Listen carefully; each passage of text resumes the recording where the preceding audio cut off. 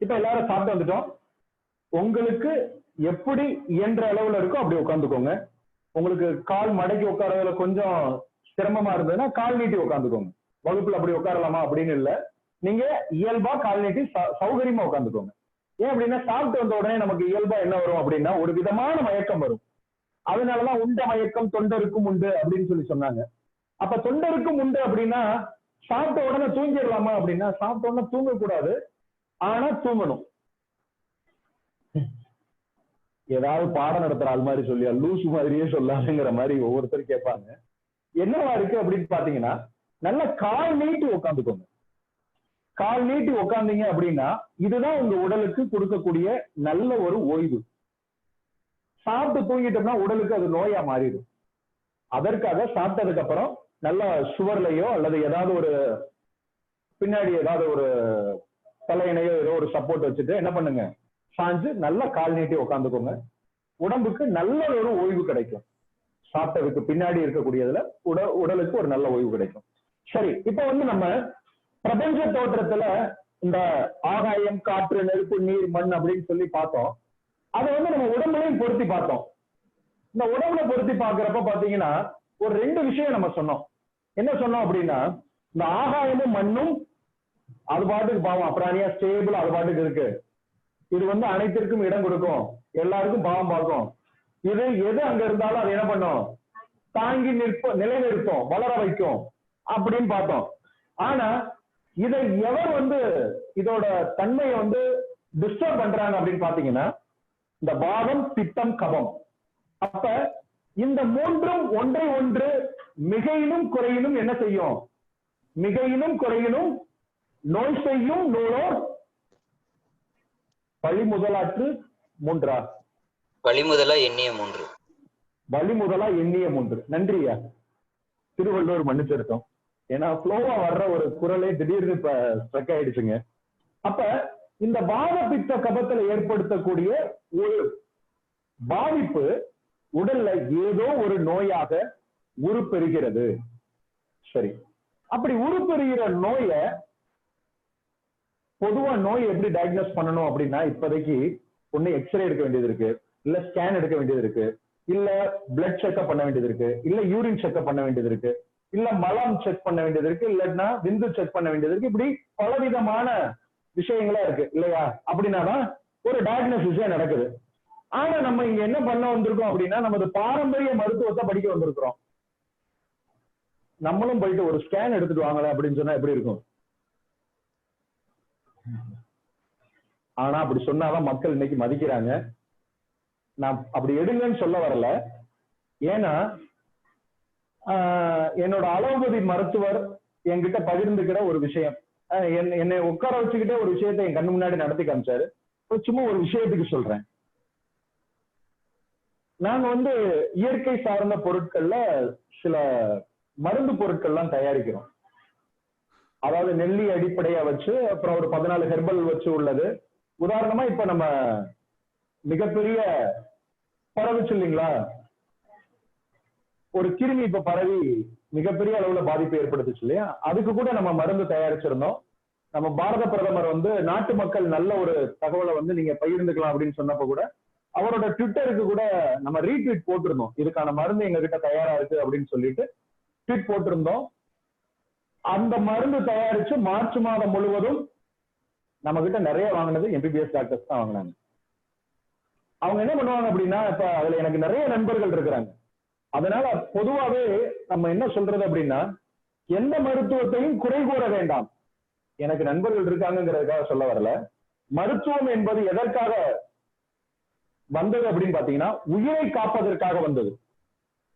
அதுல ஒரு சிலர் நடந்துக்கிற முறைதான் நமக்கு அந்த மருத்துவத்து மேல ஒரு விதமான வெறுப்புணர்வை உருவாக்கி இருக்கலாமே ஒழிய எல்லா மருத்துவமும் எதுக்காக தான் சொல்லப்பட்டுச்சு, உயிரை காப்பாத்துறதுக்காக தான் இங்க கொடுக்கப்பட்டிருக்கு.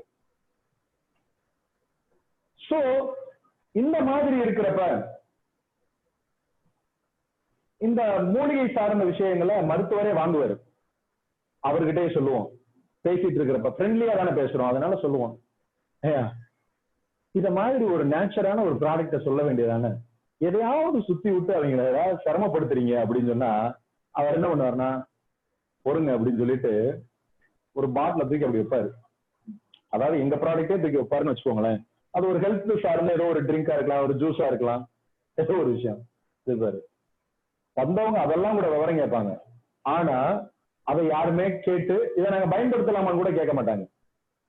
அவர் அதான் சொல்லுவாரு, பாத்தீங்களா நானே இதைத்தான் குடிக்கிறேன் முதற்கொண்டு சொல்லிட்டேன்.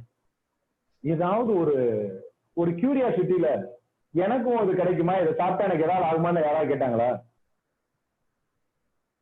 வர்ற மருத்துவ பயனாளி என்ன பண்றாரு டாக்டர்கிட்ட, ஏன் சார் ஸ்கேன் எடுக்கணுமா, ஏன் சார் ஒரு பிளட் செக் வேணா பண்ணிருட்டா அப்படின்னு.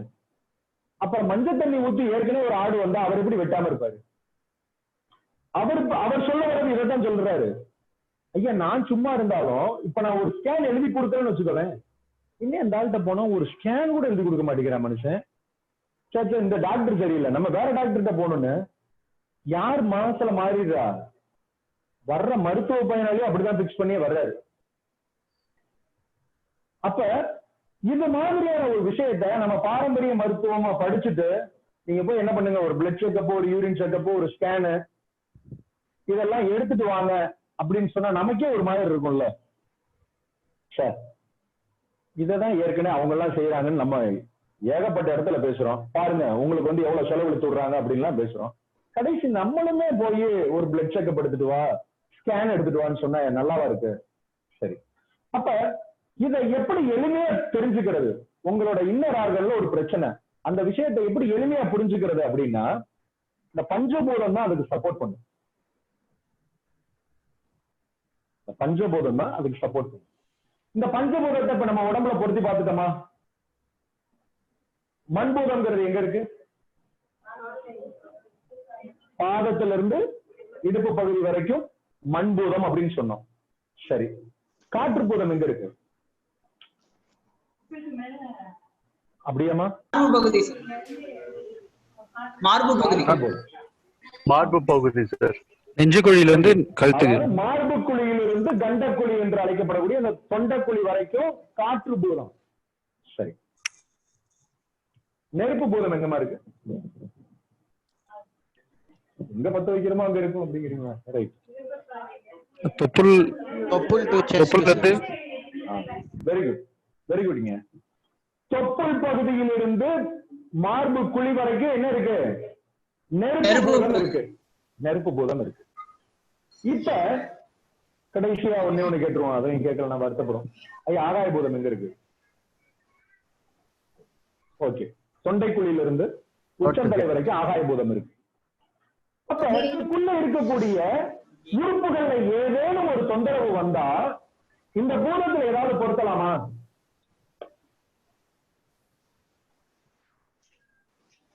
ஐயா ஒரு உதாரணத்துக்கு சொல்றேன்.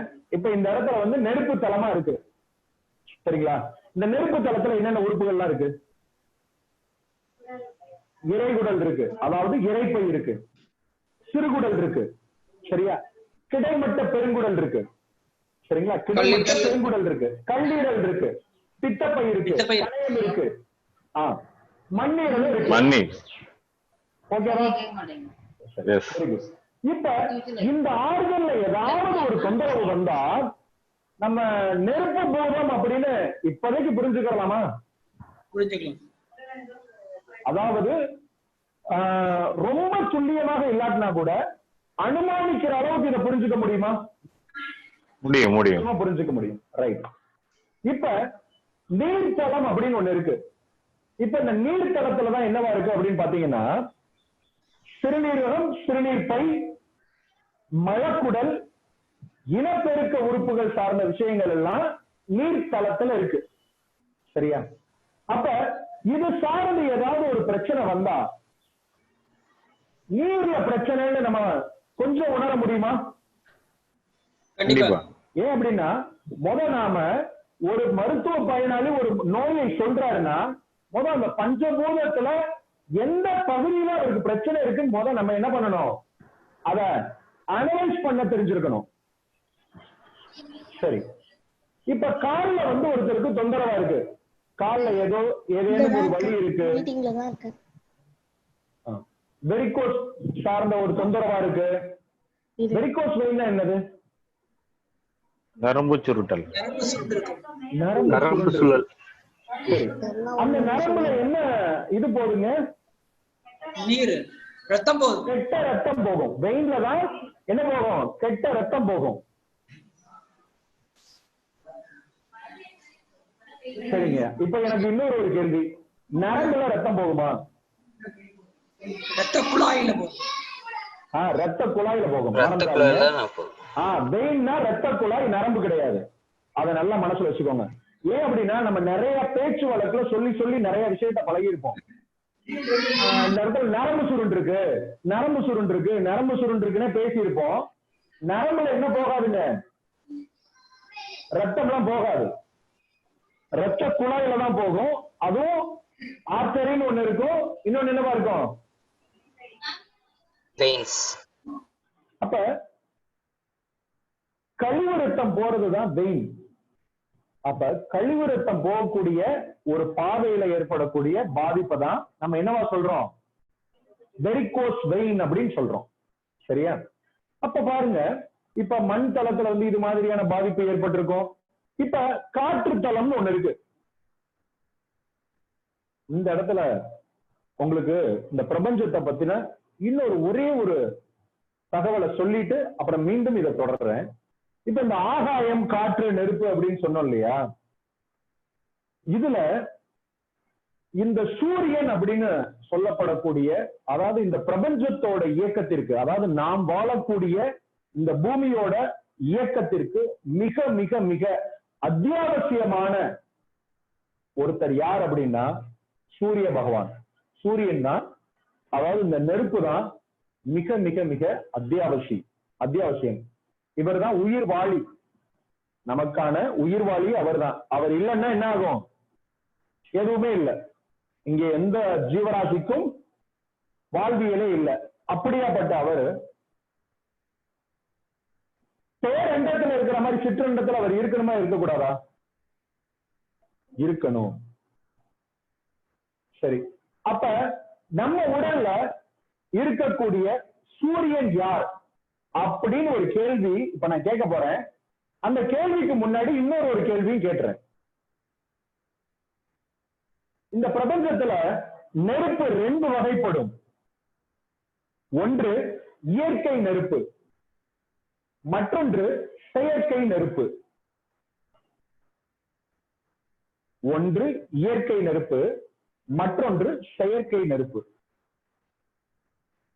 இயற்கை நெருப்பு, செயற்கை நெருப்புன்னு ஏதாவது உதாரணம் யாராவது சொல்ல முடியுமா? இயற்கையா எரிஞ்சா இயற்கை நெருப்பு, யாராவது போய் பத்த வச்சா செயற்கை நெருப்பு அப்படின்னு யாரும் சொல்லிடாதீங்க. சொல்லுங்க. செடியோட செடி உரசி நெருப்பு வரும் சார். செடியோட செடி உரசி நெருப்பு வரும். இது இயற்கை நெருப்பு. ஓகேங்க. முதல்ல என்ன சொன்னீங்கம்மா? நார்மலா நம்ம பாடியில இருக்கக்கூடிய டெம்பரேச்சர் வந்து இயற்கை நெருப்பு. Very good. குளிர் இருக்குது, இல்ல ஏதோ ஒண்ணு உடல் உபாதை இருக்குதுன்னா கைகளை நல்லா தேய்க்கும் போது வரக்கூடியது செயற்கை நெருப்பு. அருமை அருமை, சூப்பர். இப்போ ஒரு அம்மா என்ன சொன்னாங்க அப்படின்னா, நம்ம உடல்ல இருக்கக்கூடிய உஷ்ணம், நம்ம உடல்ல இருக்கக்கூடிய டெம்பரேச்சர் இயற்கை நெருப்பு, நம்ம இப்படி உராய்வு மூலமா பண்ணோம் அப்படின்னா இது செயற்கை நெருப்பு அப்படின்னாங்க. ரொம்ப சிறப்பான பதில். வேற இன்டர்னலா வர ஃபயர்ஸ் எல்லாமே இயற்கை, வெளியில இருந்து வர்றது எல்லாமே. ஆமா, வெளி சூழல்னால வர்றது எல்லாமே வந்து செயற்கை நெருப்பு. சரிங்க, நல்லது. இப்ப இதுல ஒரு பதிலுக்கு இப்ப வந்துருவோம்.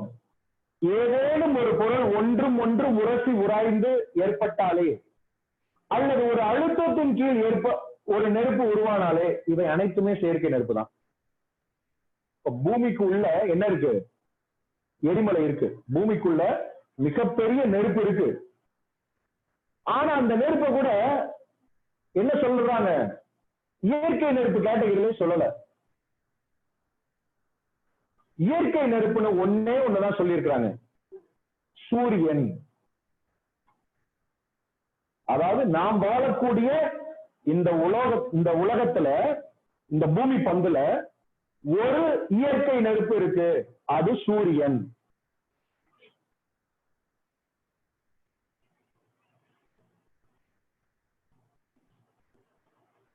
சூரியன் இயற்கை நெருப்பு.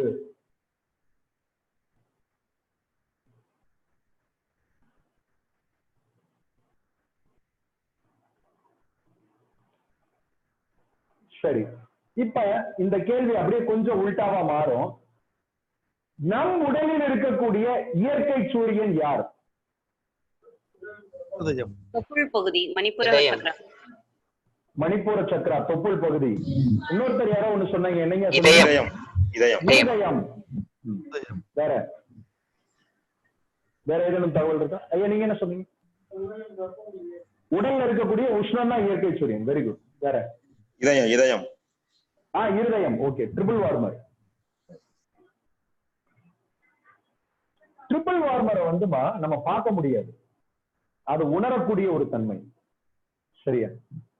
சூரியன் நான் கேட்டது சூரியன், அதாவது உடலில் இருக்கக்கூடிய, மனித உடலில் இருக்கக்கூடிய இயற்கை சூரியன் யார்? நாபி.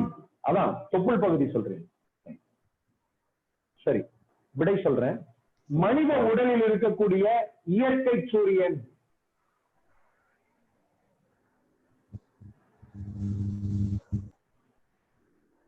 இருதயம்னு சொன்ன அனைவருக்கும் பாராட்டுக்கள். இருதயம்னு சொன்னது மிகச் சரியான பதில். ஒரு அம்மா சொன்னாங்க, நம் உடல்ல இருக்கக்கூடிய ஒரு உஷ்ணம்னா இயற்கையான நெருப்பு அப்படின்னு சொன்னாங்க. அந்த மாணவிக்கும் பாராட்டுக்கள். அற்புதமான பதில். அதாவது நம் உடலில் இருக்கக்கூடிய இயற்கை சூரியன் இருதயம்.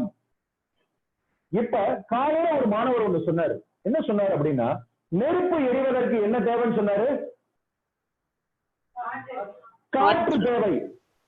இப்ப பாருங்க, இந்த தொப்புளுக்கும் மார்புக்குழிக்கும் இடைப்பட்ட இடம் தான் என்ன தலம்னு சொன்னோம்?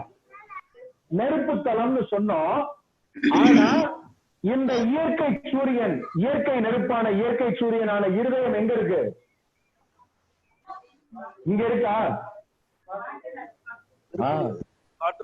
எங்க இருக்கு? காற்று தலத்தில் இருக்கு.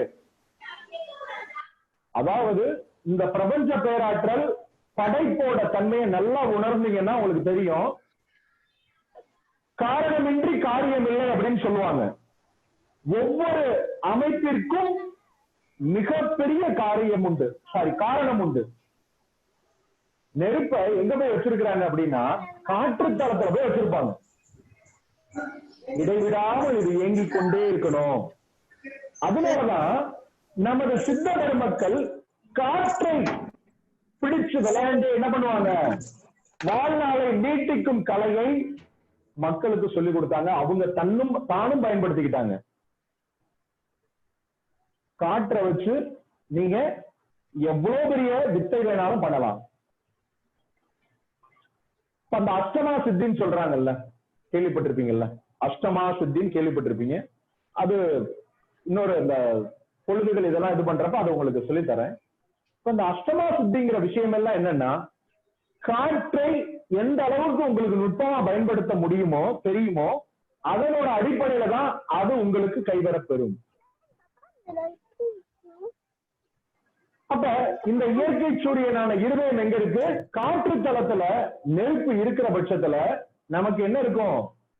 காற்று தொடர்ந்து கிடைக்க நெருப்பு தடைபடாமல் கிடைச்சுக்கிட்டே இருக்கும். அதே நேரத்துல இப்ப இந்த இருதயத்தை என்னன்னு சொல்லிட்டோம்? சூரியன் சொல்லிட்டோம் இல்லையா? இருதயத்தை தான் சூரியன் சொல்லிட்டோம். சரி, சூரியன் என்ன விசைய செயல்படுதுன்னு சொன்னோம்? விளக்கு விசை. விளக்கு விசையில செயல்படுது. அப்ப பாருங்க, சூரியன் விளக்கு விசையாகவும், பூமியில ஒரு விசை இருக்கு. என்ன விசை இருக்கு? ஈர்ப்பு விசை, புவியீர்ப்பு விசை. ஈர்ப்பு விசை. புவி என்பது மண், நிலம்.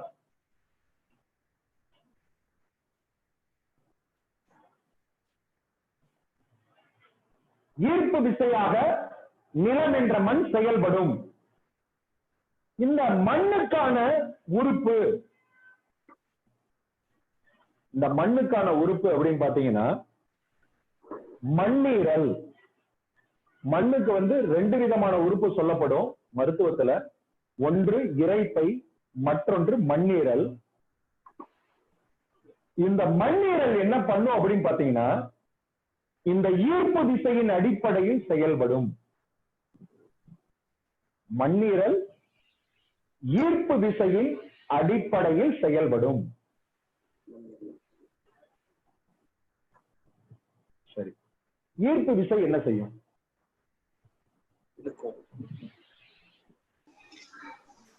இழுக்கும். நமது உடல் கழிவுகளை கீழே இழுக்கும் சார். உடல் கழிவுகளை கீழ் இழுக்குமா? சக்தியை வந்து உட்கிரகிக்கும் சார். சக்தியினை உட்கிரகிக்கும். Very good. தென் வேற பிரபஞ்சத்துல இருந்து கீழ இருந்து எனர்ஜி எடுக்குது. சரிங்க.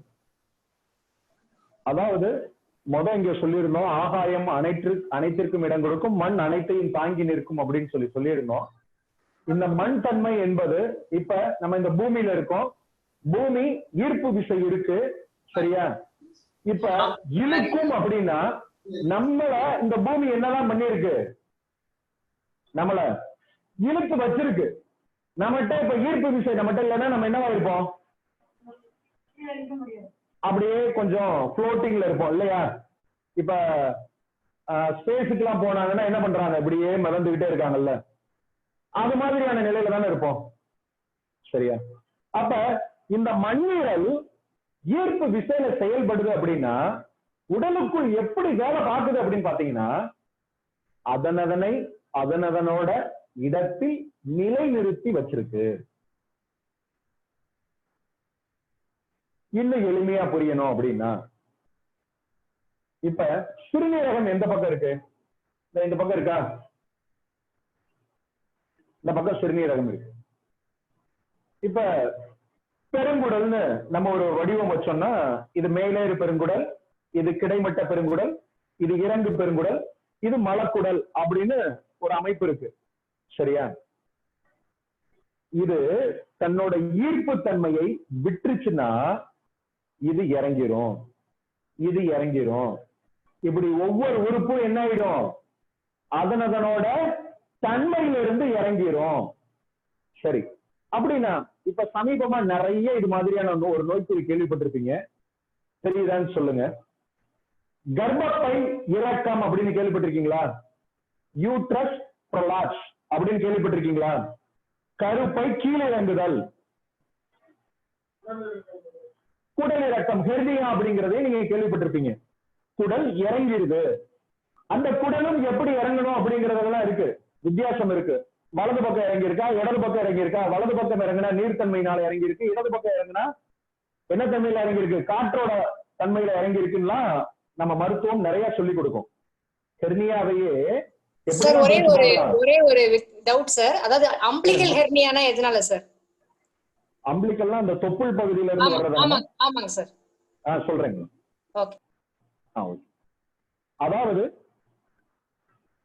எந்த ஒரு பொருளும் தன் நிலையிலிருந்து தவறுவது அல்லது விலகுவது, இது எல்லாமே மண்ணீரலோட பலமின்மை தான். அதாவது இப்ப இந்த தொப்புள் சார்ந்த ஹெர்னியா, இப்ப உங்க கேட்ட டவுட்டா இருக்கட்டும், அல்லது பெருங்குடல் சார்ந்த ஹெர்னியாவா இருக்கட்டும், வேறு ஏதேனும் கர்ப்பப்பை கீழிறங்குதலாக இருக்கட்டும், எதுவா இருந்தாலும் பாதிப்படைஞ்ச உறுப்புன்னு நம்ம எதான் சொல்ல போறோம்? ஸ்பிளீன், மண்ணீரல். நீங்க இப்ப பெருங்குடல்ல தொந்தரவுன்னு பெருங்குடலே போட்டு நம்ம நீடில் போட்டு குத்த வேண்டிய அவசியம் இல்லை. கர்ப்பப்பை கீழே இறங்கிருச்சு அப்படின்னா அதுக்காக சிறுநீரகத்துல போய் ட்ரீட் பண்ண வேண்டிய அவசியம் இல்லை. மண்ணீரலை பலப்படுத்தினா அது மீண்டும் தனது பழைய நிலையை அடையும். மருத்துவம் ரொம்ப கஷ்டமா இருக்கா? மருத்துவம் ரொம்ப கஷ்டமா இருக்குங்களா? அதாவது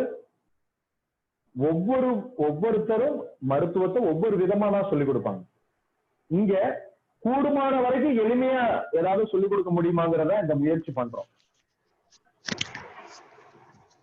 இப்ப வந்து பாத்தீங்கன்னா அம்மா நான் நீங்க கேட்ட கேள்விக்கு சொன்ன விட இதுதாம்மா.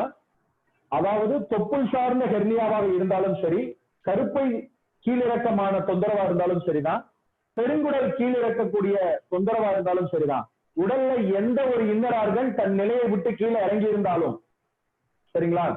உதாரணமா சிலருக்கு லிவரே கீழே இறங்கி இருக்கும், லிவரே சிலருக்கு வந்து கீழே இறங்கி இருக்கும், அதோட தன்மையில இறங்கி இருக்கும் சரிங்களா.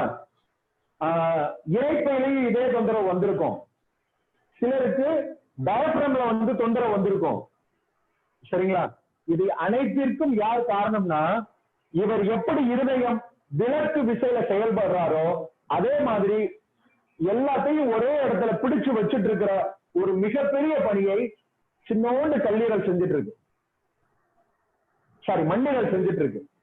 சார் ஒரே ஒரு விஷயம் சொல்லிக்க ஆசைப்படுறேன். இந்த ஞானம் இல்லாதனால எனக்கு வந்து அம்பிளிக்கல் ஹெர்னியா ஆபரேஷன் ஒரு 5 இயர்ஸ் முன்னாடி பண்ணிட்டாங்க சார். இப்ப ரொம்ப வருத்தமா இருக்கு. ஓ சாரிமா. ஒரு மெஷ் வச்சு ஸ்டிச் பண்ணதுனால என்னால வந்து மூச்சு பயிற்சி கூட என்னால சாதாரணமா மூச்சு பயிற்சி கூட செய்ய முடியல. ஓ ஒரு சிம்பிள் விஷயம் இப்ப நீங்க சொன்னீங்க, மண்ணீரல்ங்கிற ஒரு சிம்பிள் விஷயத்தை சரி பண்ணிருந்தாலே நம்மளால அதை பண்ணிக்க முடியும். இவ்வளவுதாங்கம்மா. இந்த விஷயத்த நம்ம எப்ப ஒரே ஒரு மருத்துவத்தை ரொம்ப எளிமையா புரிஞ்சுக்கிறதுனா என்ன தெரியுமாமா, நம்ம உடல்ல ஒரு நோய் வந்ததுன்னு வச்சுக்கோங்களேன், அந்த நோய் வந்து எந்த பூதம் சார்ந்த பாதிப்புல வந்திருக்குங்கிறத புரிஞ்சுக்கிட்டோம்னா வெளியிலேயே பார்க்கணுங்கம்மா, வெளியில பார்க்கணும். நம்ம புற சூழல்லையே இதுக்கு தீர்வு இருக்கும். ஒரு சின்ன உதாரணம் சொல்றேன், இந்த உதாரணம் சொல்லிட்டு திரும்ப இந்த வகுப்புக்கு போலாம். இப்ப நமது சிறுநீரகம் இருக்கு இல்லையா, இப்ப சிறுநீரகத்தை இந்த மாதிரி ஒரு தொட்டி மாதிரி வச்சுக்குவோம்.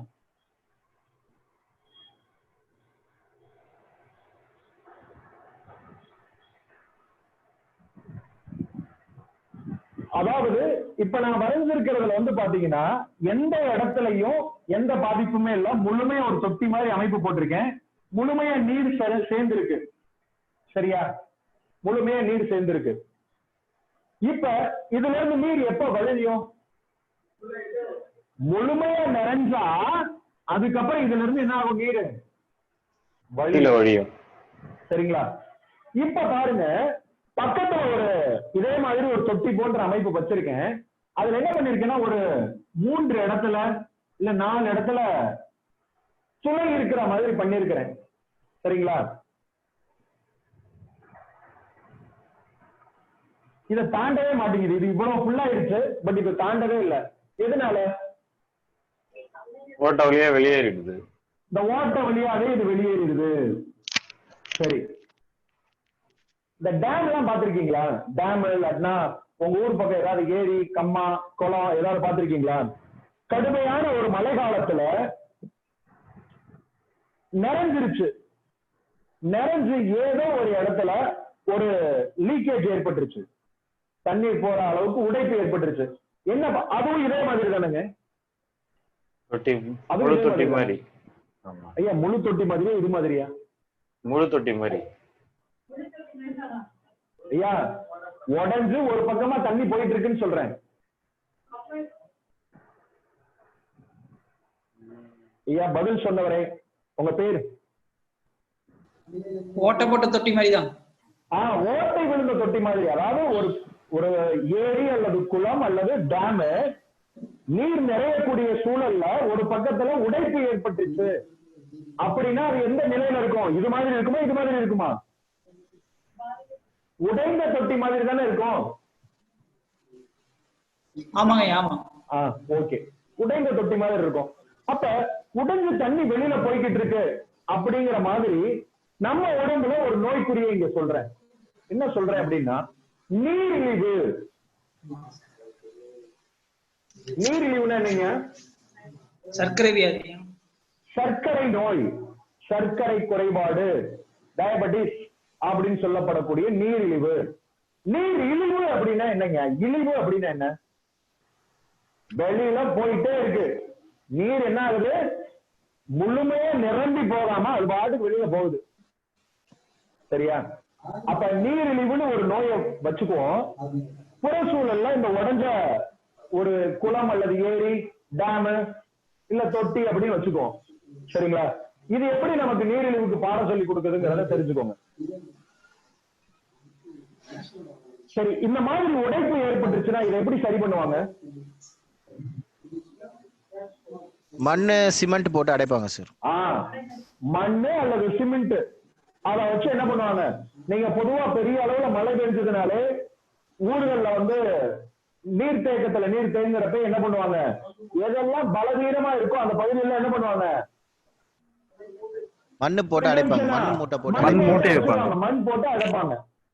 சரி ஐயா, இப்ப மண்ணு போட்டா இது அடைஞ்சிரும் இல்லைங்க? மண் போட்டா இது அடைஞ்சிரும்ல? ஆமாங்க சார். ஆமா.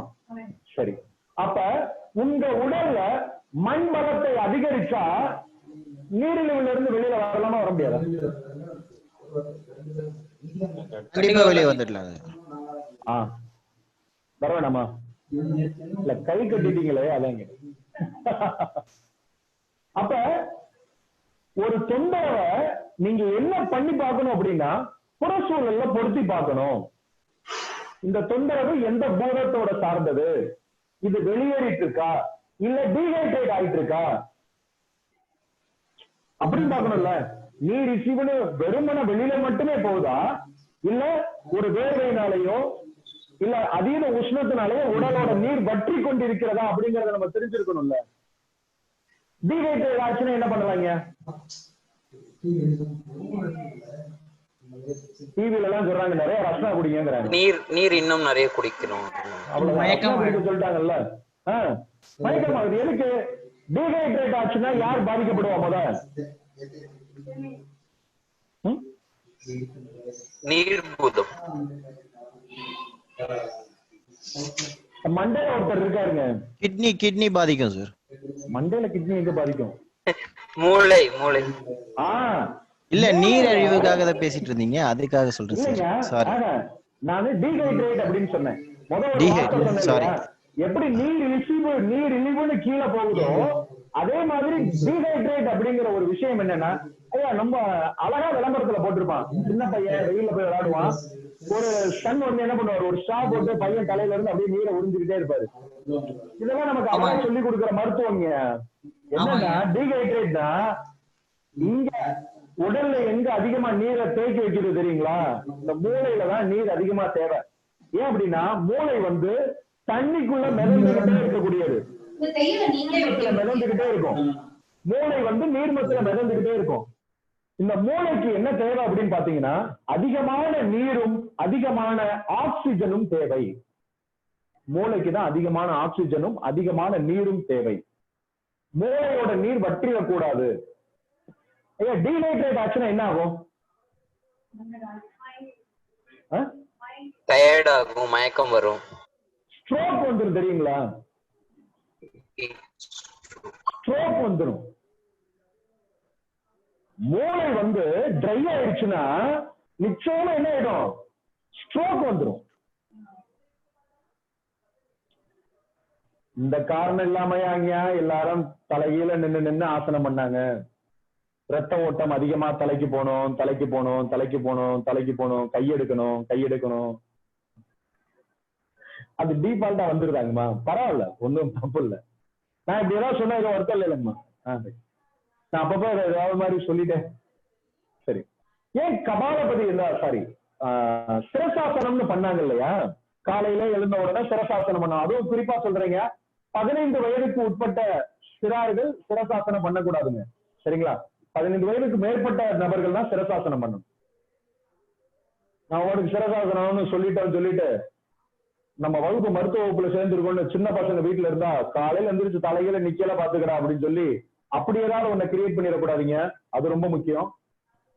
அப்ப இந்த மூளைக்கு தேவையான ஆக்சிஜனை யாருதான் கொண்டு போவா? ரத்தம் தான் கொண்டு போகும். நம்ம அப்படின்னு இழுக்கிறதுனால மட்டுமே போயிடாது. அது இழுக்கிறதுனால அது என்ன ஆகும்? நுரையீரல் பைகளுக்கு உள்ள போய் ரத்தத்துல கலந்துதான் உடலெங்கும் பரவி ஆக்சிஜனை கடத்த முடியும். அப்ப இங்க நீர் தேவை அப்படிங்கிறப்ப சிரசாசனம் பண்ண சொன்னாங்க. அப்ப ஒரு நீர் அப்படிங்கிறத 2 விதத்துல பாக்குற மாதிரி தான் உடல்ல உள்ள நோய் ஒவ்வொன்றையும் 2 விதமாக பார்க்க வேண்டும். எதிரெதிர் தன்மையாக நீர் இழிவுங்கிறது எப்படி இருக்கு? நீர் வெளியில கீழ் நோக்கி போகுது. டீஹைட்ரேட்டுங்கிறது எப்படி இருக்கு? மேல் நோக்கி போகுது. ஆனா ரெண்டுலயும் என்னதான் இருக்கு? நீர் இழப்பு தான் ஏற்படுகிறது. ரெண்டுலயுமே நீர் இழப்பு தான் ஏற்படுகிறது. அப்ப இந்த நீர் இழப்புக்கு மண்ணை போட்டு அடைக்கிறோம். இந்த நீர் இழப்புக்கு எதுக்கு மண்ணை போட்டுடலாங்கிறீங்களா? இப்ப புரிஞ்சிருச்சுங்களா? நல்லா தெரிஞ்சுக்கோங்க. நீர் இழிவு அப்படின்னு கீழே போயிட்டு இருக்கிற நீருக்கு மண்ணை பயன்படுத்தி அடைச்சோம். அதே நீர் டீஹைட்ரேஷன் வெளியில போச்சுன்னா எதன் மூலமாக சமன்படுத்த முடியும்? நீரின் மூலமாக சமன்படுத்த முடியும். இப்ப இதை ஏதாவது நவீன அறிவியலோட கூடிய, அதாவது நவீன மருத்துவத்தின் மூலமாக இப்ப நம்ம இதை புரிய வச்சோம். எப்படி புரிஞ்சுக்கிட்டோம்? நமது வாழ்க்கையின் மூலமாக, நமது வாழ்வியல் மூலமாக, நமது சுற்றுப்புறத்தின் மூலமாக புரிஞ்சுக்கிட்டோம் இல்லையா? இப்படித்தான் நம் உடல்ல வரக்கூடிய ஒவ்வொரு நோயையும் சுற்றுப்புறமே நமக்கு அழகா தீர்வு சொல்லும். இப்ப டீஹைட்ரேட்டுக்கு நம்ம என்ன தீர்வுனே நம்ம கேட்கல. ஆனா என்ன சொல்றீங்க? நீர்த்தன்மை அதிகமா உடலுக்குள்ள கொடுத்தீங்கன்னா டீஹைட்ரேஷன் ஆகாது. ஏன் அப்படின்னா இந்த பூமியானது 73% நீரால் ஆனது. அப்ப நம்ம உடம்பு எப்படிதான் இருக்கு? நீர்த்தன்மையில தான் இருக்கு. முதல்ல அதை புரிஞ்சுக்கணும். நம்ம நீர் அப்படின்னு எல்லாரோட எண்ணமும் சிறுநீரகத்துல மட்டும்தான் போய் நிற்கும். சிறுநீர் போய் தேக்கி வைக்கக்கூடிய சிறுநீரோட அளவுல மட்டும்தான் நிற்கும்.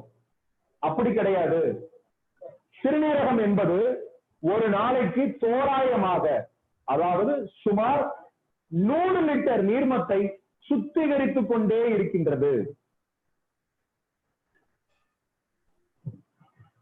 சுமார் 100 லிட்டர்.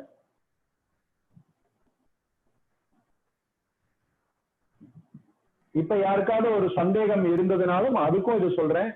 இப்ப நம்ம ஒரு நாளைக்கு உள்ள அருந்தக்கூடிய நீரோட அளவு ஒரு 2 லிட்டரோ 3 லிட்டரோ இவ்வளவுதான் இருக்கும். நம்ம உடம்புல இருக்கிற ரத்தமானது ஒரு 5.5 லிட்டர் இருக்கும் இல்லையா? அப்ப சிறுநீரகம் எப்படி 100 லிட்டர்னு சொன்னோம்? திரும்ப திரும்ப வெரி குட். மீண்டும் மீண்டும் அந்த சுழற்சியினை செய்து கொண்டே இருக்கிறது. மீண்டும் மீண்டும் அந்த சுழற்சியினை செய்து கொண்டே இருக்கிறது. அதனாலதான் அதற்கு என்ன பண்ணிருக்கிறாங்க? 1க்கு 2 உறுப்பாக உடல்ல இடம் பெற்றிருக்கு. சரி, இப்ப இந்த விஷயத்துக்கு வருவோம். அப்ப இந்த மண் வளம் அப்படிங்கிறது மண்ணீரலை மையமா வச்சு சொல்லிட்டோம். இந்த இடத்துல நீர் இழிவு அப்படிங்கிறப்ப மண்ணை பலப்படுத்தி இதுக்கு தீர்வு கொடுக்கலாம்னு சொல்லிட்டோம். அப்ப ஒருத்தருக்கு ஒரு ஹெர்னியா அப்படின்னு சொல்லக்கூடிய குடல் இறக்கம் ஏற்பட்டுச்சுனாலும் யாரை பலப்படுத்தணும்? மண்ணீரலை பலப்படுத்தணுங்கிறத தெரிஞ்சுட்டோம். பெண்களுக்கு இப்ப அதிகமான பாதிப்பு ஏற்படுத்தக்கூடிய கர்ப்பப்பை இறக்கத்துக்கும் அப்ப என்னதான் பண்ணணும்? மண்ணை பலப்படுத்தணும். மண்ணை மட்டும் பலப்படுத்தினா போதும், அது மற்ற எல்லா விஷயத்தையும் பழைய நிலைக்கு அதுவே கொண்டு வந்துடும். இந்த அடிப்படையான புரிதல் இருந்தா போதும், எளிமையா மருத்துவம் செய்யலாம். அத மறந்துடாதீங்க. சரி, இது விளக்கு விசையில செயல்படுது, இது ஈர்ப்பு விசையில செயல்படுது. இப்ப மண்பூதத்துல இருக்கக்கூடிய தன்மை பார்த்துட்டோம். நீர்பூதத்துல இனப்பெருக்க உறுப்பு. இதுல முக்கியமா பாத்தீங்கன்னா இந்த குடல்ல கழிவு வெளியேற்றம் அப்படின்னு சொல்லக்கூடிய மிக மிக மிக மிக அத்தியாவசியமா, இந்த உடலுக்கு மிக மிக அத்தியாவசியமான ஒரு விஷயம் என்னன்னா, கழிவு வெளியேற்ற உறுப்பு தான் ரொம்ப அத்தியாவசியமானது. ஏன் அப்படின்னா, குடல் சுத்தமாகாமல் உடல் சுத்தமாகாது. பண்டையன்னு சொல்றதை விட ஒரு 40-50 வருஷத்துக்கு முன்னாடி கூட நீங்க ஒரு மருத்துவத்துக்குன்னு போனீங்கன்னா, எந்த ஒரு தொந்தரவுக்கு நீங்க ட்ரீட்மெண்ட் போனீங்கன்னாலும் சரி, முதல்ல என்ன கொடுப்பாங்க? பேதிக்கு மருந்து கொடுப்பாங்க. அதுக்கப்புறம் தான் வியாதிக்கு மருந்து. ஏன் அப்படின்னா குடல் சுத்தமே உடல் சுத்தம். சரி, இன்னைக்கு என்ன நடக்குது? இப்ப இன்னைக்குள்ள நிலை என்ன? இன்னைக்கு ஒரு மருத்துவமனைக்கு போறோம், என்ன நடக்குதுங்க? ஒரு தலைவலின்னு போறோம், இல்ல வயிற்று வலின்னு போறோம், இல்ல மார்பு வலின்னு போறோம். சிம்டம் பேஸ்ட் ட்ரீட்மெண்ட் தான் இப்பெல்லாம். Symptom based treatment. ஓகே. ஆனா அந்த உபாதைக்கு மட்டும்தான் இப்ப என்ன பண்ணப்படுது? மருந்து கொடுக்கப்படுது. உங்களுக்கு வந்து பேபிக்கு மருந்து அப்படின்னு யாராவது கொடுத்துருக்காங்களா? கொடுத்ததே இல்லை. அப்ப நம்மளோட நிலை என்ன ஆகும்? என்ன ஆகும்? தேங்கிட்டே இருக்குங்கிறது ஒண்ணு. இப்ப உதாரணமா குடல்ல இருக்கக்கூடிய கழிவுகள் வெளியில போயிருச்சுன்னா மனிதன் 60% வியாதிகள்ல இருந்து வெளியில வந்துருவார். குடல்ல இருக்கிற கழிவு முழுமையா வெளியில போயிருச்சுன்னா மனிதன் என்ன ஆயிடுறாரு அப்படின்னு பாத்தீங்கன்னா 60% வியாதிகள்ல இருந்தே வெளில வந்துடுறாரு. குறிப்பா ஸ்ட்ரோக் அப்படின்னு சொன்ன இல்லைங்களா, அதாவது பக்கவாதம்னு சொல்றோம் இல்லையா, இந்த பக்கவாத பேஷண்ட்டுக்கு 100% அவர்கள் மலச்சிக்கலுக்கு உள்ளானவர்களாக தான் இருப்பாங்க.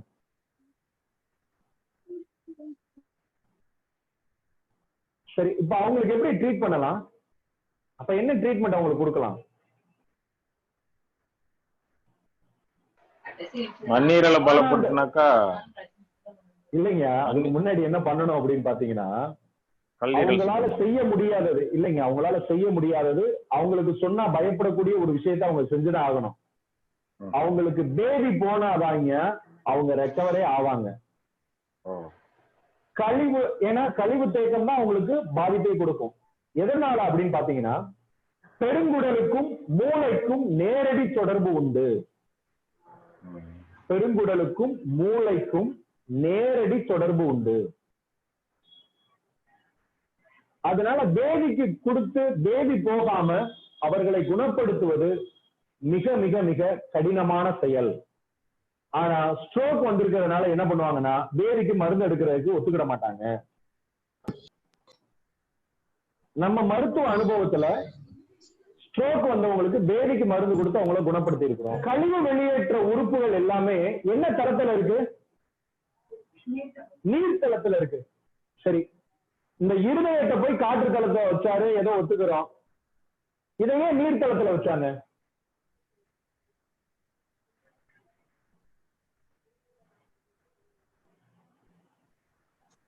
நீர் கழிவுகளை அடித்து வெளியே தள்ளி விடுங்கிற நினைப்புல இருக்குமோ? அடித்து வெளியேற்றுங்கிற தன்மையில இருக்கு. Okay, very good. வேற பியூரிஃபை பண்ணும். Very good, super. நான் ஒரு சின்ன தகவல் சொல்றேன். நீங்க சொன்ன தகவல் எல்லாம் அனைத்துமே சரியே. நான் ஒரு தகவலும் சொல்றேன், அதுவும் நீங்க உள்வாங்கிக்கோங்க. தண்ணி பட்டுச்சுன்னா எந்த பொருள் என்ன ஆயிருங்க? கெட்டு போயிடும். தண்ணி பட்டுச்சுன்னா எந்த பொருள் என்ன ஆயிடும்? கெட்டு போயிடும். சரி, கெட்டு போன எந்த பொருளையும் உடம்பு என்ன பண்ணாதுங்க? வச்சுக்கிறாது. கொஞ்சம் சுத்தி வர்ற மாதிரி இருக்கும் அந்த கேள்விக்கான பதிலு. ஒரு நேரடி பதிலா இருக்காது, ரெண்டு விதமான பதிலா இருக்கும். முதல்ல, நீர் பட்டால் அது என்ன ஆயிடும்? கெட்டு போகும். கெட்டு போன பொருளை உடல் என்ன பண்ணாது? வச்சுக்கிறாது, வெளியேற்றிடும். அதற்காகத்தான் இந்த இடத்துல என்ன பண்ணிருக்கிறாங்க? கழிவு வெளியேற்றத்திற்கான விஷயத்தை நீர்த்தளத்தில் அமைத்திருக்கிறார்கள்.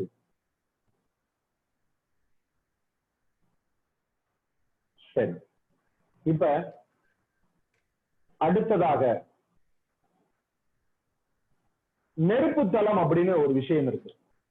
இப்ப இந்த நெருப்பு தளத்துல என்னென்ன உறுப்பு இருக்கு அப்படின்னு அப்பதையே நிறைய பேர் சொன்னீங்க. இரைப்பை இருக்கு, மண்ணீரல் இருக்கு, கணையம் இருக்கு, கல்லீரல் இருக்கு, பித்தப்பை இருக்கு, சிறுகுடல் இருக்கு, கிடைமட்ட பெருங்குடல் இருக்கு அப்படின்னு நம்ம பார்த்தோம். இவையெல்லாம் ஏன் நெருப்புத்தன்மையில இருக்கணும்?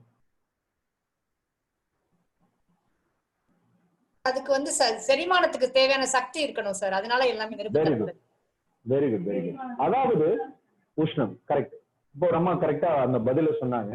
என்ன அப்படின்னா, இப்ப நம்ம உடலுக்குள்ள ஏற்கனவே எந்த மெஷினுமே கிடையாதுன்னு சொல்லிட்டோம். பட் உலகத்திலேயே உள்ள அதி அற்புதமான மெக்கானிசம் இருக்கு நம்ம உடலுக்குள்ள, அதி அற்புதமான மெக்கானிசம்.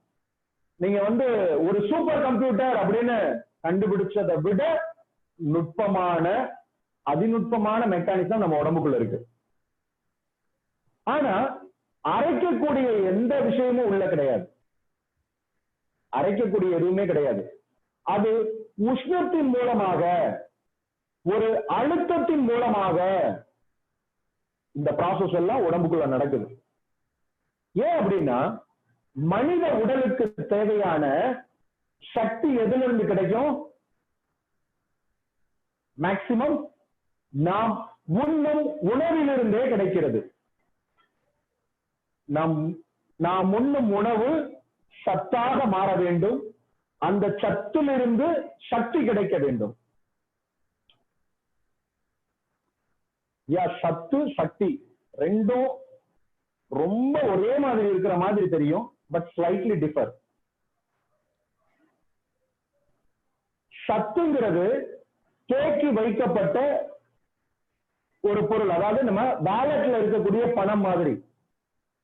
சக்திங்கிறது அந்த வேலட்ல இருந்து எடுத்து நம்ம செலவு பண்றது மாதிரி, எனர்ஜி. சரிங்களா? அப்ப நாம் உண்ணும் உணவு சத்தாக மாறி அந்த சத்திலிருந்து சக்தி கிடைக்கணும். இந்த ப்ராசஸ் பண்றதுக்கு மிக அதிசூட்சமா என்ன தேவை அப்படின்னா, உஷ்ணம் தேவை. இந்த நெருப்புன்னு நம்ம சொன்னதை, நான் காலையில சொன்னதை திரும்ப உங்களுக்கு நினைவூட்டுறேன். நெருப்புன்னா கொழுந்து விட்டு எரியிற மாதிரி நெருப்புன்னு நினைக்க வேணாம்.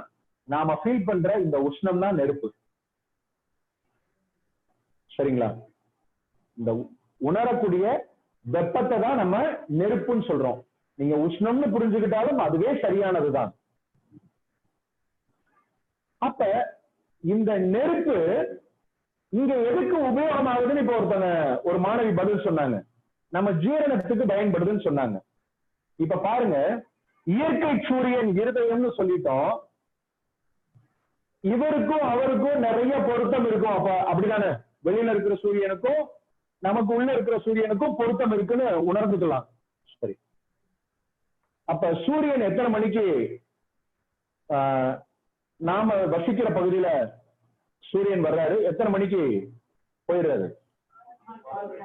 காலை 6 மணில இருந்து 6:30 மணி. அவங்க வந்து எந்த அச்சரேகை தீர்க்க ரேகை எப்படி இருக்கிறாங்களோ அதுக்கு தகுந்த மாதிரி அவரோட பிரசன்ஸ் இருக்கும். 5 நிமிஷம் 10 நிமிஷம் 20 நிமிஷம் அரை மணி நேரம் முன்ன பின்ன இருக்கும் இல்லையா?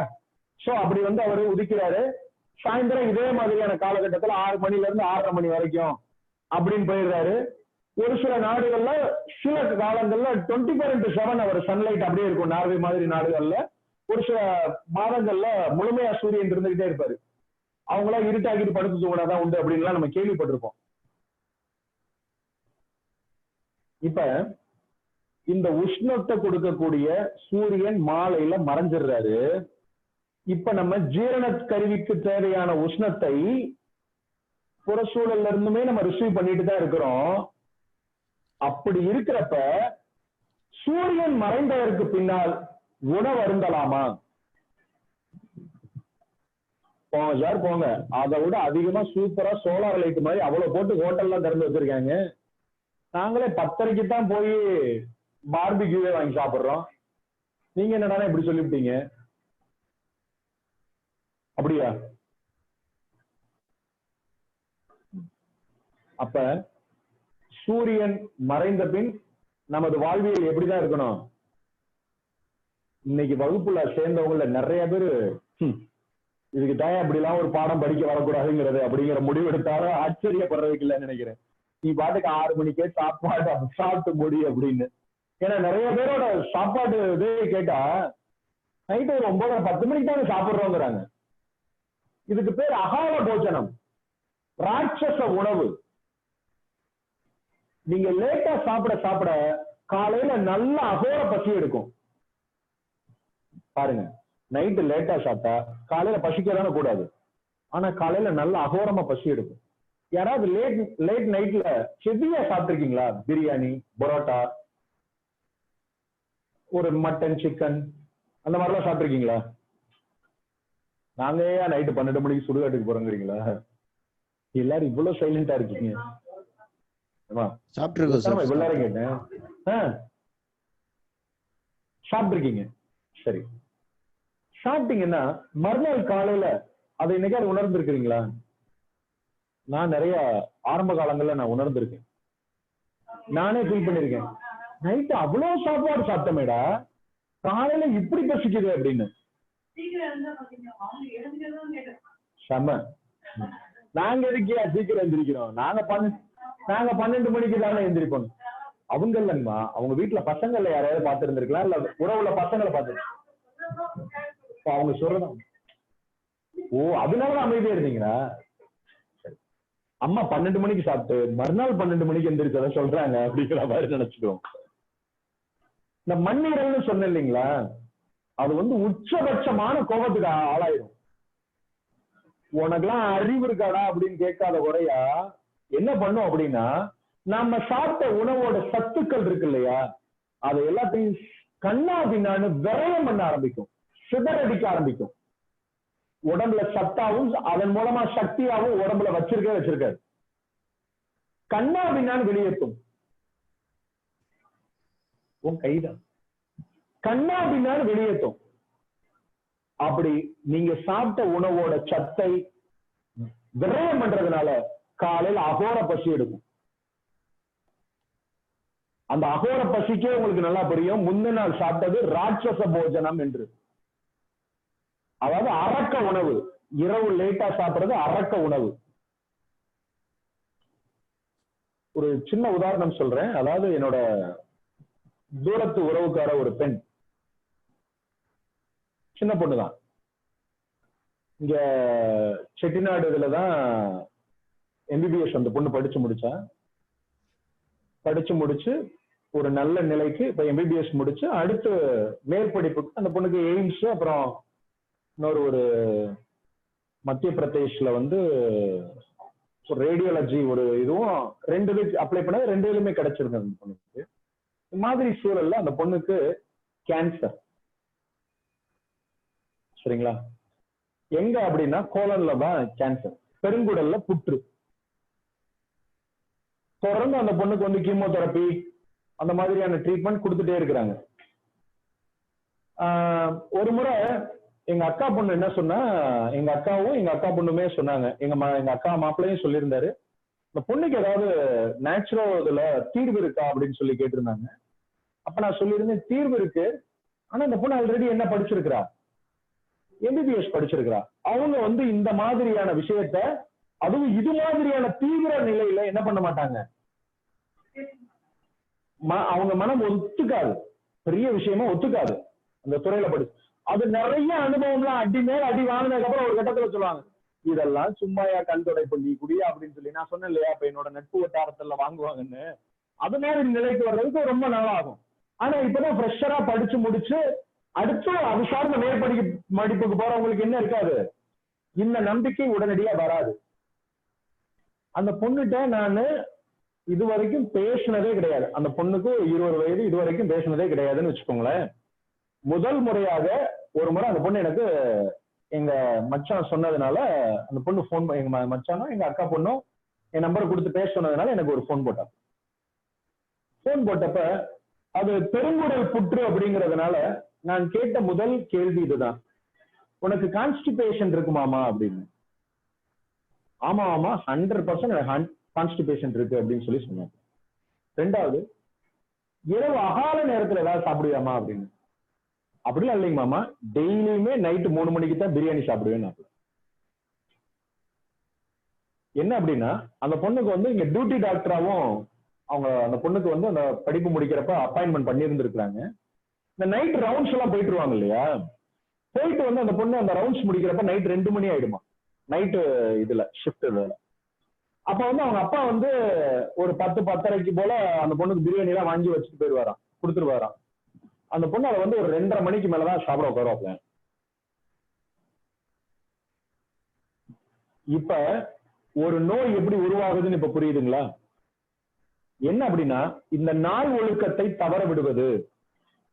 எப்ப எந்திரிக்கிறது, எப்ப குளிக்கிறது, எப்ப சாப்பிடுறது, எப்ப தூங்குறதுங்கிற அடிப்படை விஷயத்தையே நம்ம என்ன பண்ணிட்டோம், கொலாப்ஸ் பண்ணிட்டோம். மறக்கலாம் இல்ல, நமக்கு நல்லா தெரியும், கொலாப்ஸ் பண்ணிட்டோம். ஒண்ணு இல்ல, இப்ப ஒரு 80-90 பேர் படிக்கிற இடத்துல, இப்ப இதை கேட்ட இடத்துல நாளையில இருந்து மாத்த போறோமா? ஒண்ணு இல்ல. இன்னைக்கு நைட்டு, இன்னைக்கெல்லாம் சண்டே இது கிடையாது இல்லையா, லாக்டவுன் கிடையாது. நைட் ரெஸ்டாரண்ட்ல இதுல எவ்வளவு பேர் போய் உட்காந்து சாப்பிடுறாங்கிறத பார்ப்போம். அதாவது மாத்துறது கிடையாது. இது இன்னும் அவங்களுக்கு என்ன ஆகல அப்படின்னா, இப்ப நம்ம ஒரு தகவலாதான் அவங்களுக்கு கேட்டிருக்கு. இது உங்களுக்கு எப்ப ரத்தத்துல கலக்குதோ அப்பதான் நீங்களா மாறுவீங்க. எப்ப உங்களுக்கு ரத்தத்துல கலக்குதோ, பாட்ஷா படத்துல சொல்லுவாங்கல்ல, ஒரு ஒரு ஒரு வசனம் சொல்லுவாங்க, டாக்டர் அடிபட்ட பேஷண்ட்ஸ் எல்லாம் எப்படி இருக்காங்க, அடிச்சவருக்கு வெறி எப்படி இருக்கு, நாடி நரம்பு சதை ரத்தம் புத்தி அத்தனையிலையும் இப்படி ஒரு வெறி இருக்கிற நபரால மட்டும்தான் இப்படி அடிக்க முடியும் அப்படின்னு சொல்லுவாங்க இல்லையா.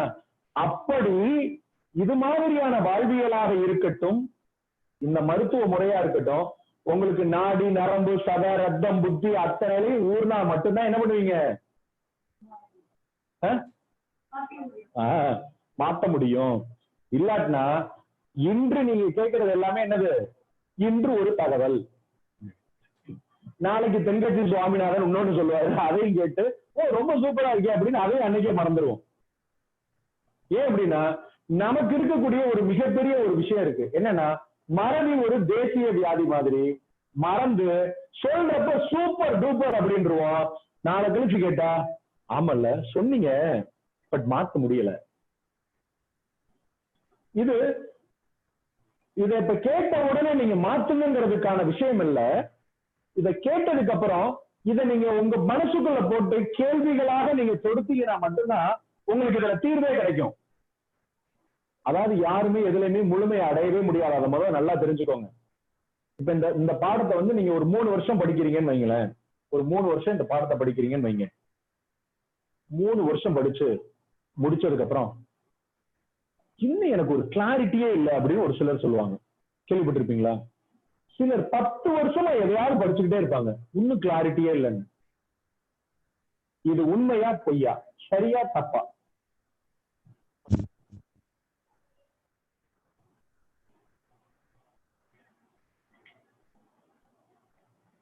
ஆன்லைன்ல இருக்கிறவங்க பதில் சொல்லலாம். உண்மை சார், உண்மை சார். தேடல் கண்டிப்பா இருந்துட்டே இருக்கும் சார், அது தேடல் வந்து கண்டிப்பா இருந்துட்டே இருக்கும் சார். ஓகே, இப்போ ஒரு அம்மா சொன்னாங்க, என்னமா சொன்னீங்க? 3 வருஷமா 3 வருஷமா படிச்சிருக்கேன் சார். இன்னும் எனக்கு டவுட் தான் சார். உங்ககிட்ட நான் போன் பண்ணி பேசியிருந்தேன், நீங்க 10 பேருக்கு மேல இருந்தா நான் எடுக்கிறேன்னு சொல்லி இருந்தீங்க சார். பேசுறீங்க? நான் இங்க அஸ்தினாபுரம் சார். ஓ, குரோம்பேட் அஸ்தினாபுரம். ஆமா ஆமா, நாங்க பத்மஸ்ரீ, நாங்க ஒரு 2 பேர் பேசி இருந்தோம் உங்ககிட்ட. ஓகே, ரேணுகாமாவா நீங்க? கவிதாவோட ஃப்ரெண்ட் சார். Okay okay. இப்பயும் ஒரு தெளிவே இல்ல. இப்ப நடத்துறேன் நானு, ராஜகீழ் பக்கத்துல நடத்திட்டு இருக்கோம். அதான் சார், வண்டி இல்ல எங்களுக்கு வர்றதுக்கு இன்னைக்கு, அதனால தான் சார் நின்னுட்டோம். ஓகேமா, நன்றிமா. நெக்ஸ்ட் வீக் இருக்குமா சார்? அடுத்த வாரத்துக்கு அடுத்த வாரம் இருக்கும் நிச்சயம், அவசியமா வாங்க. வரேன் சார்.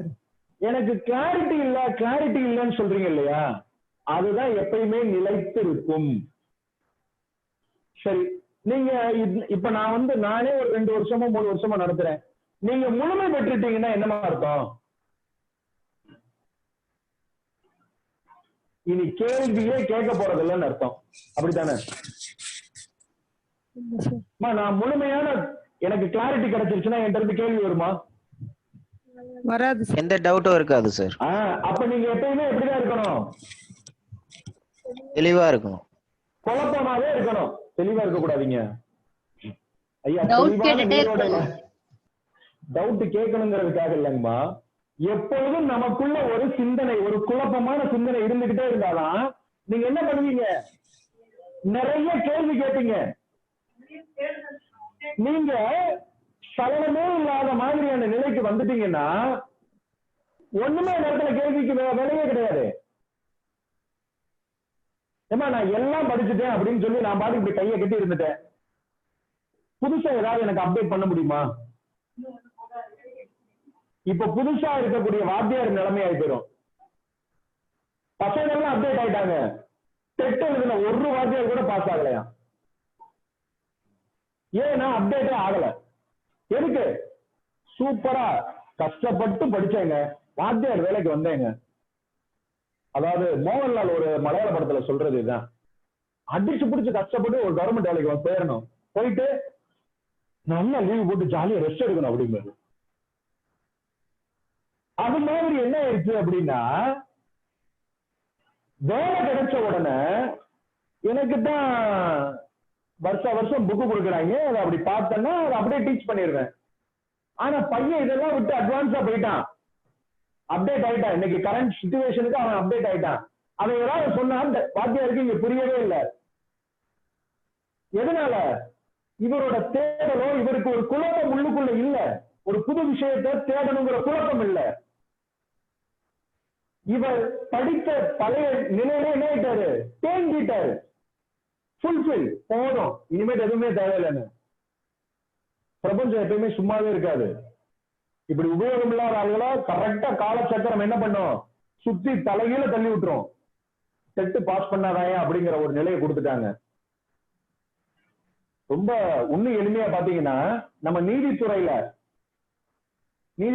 போன வருஷம் எக்ஸாம் எழுதுனா அத்தனை நீதிபதியும் ஃபெயில் தமிழ்நாட்டுல.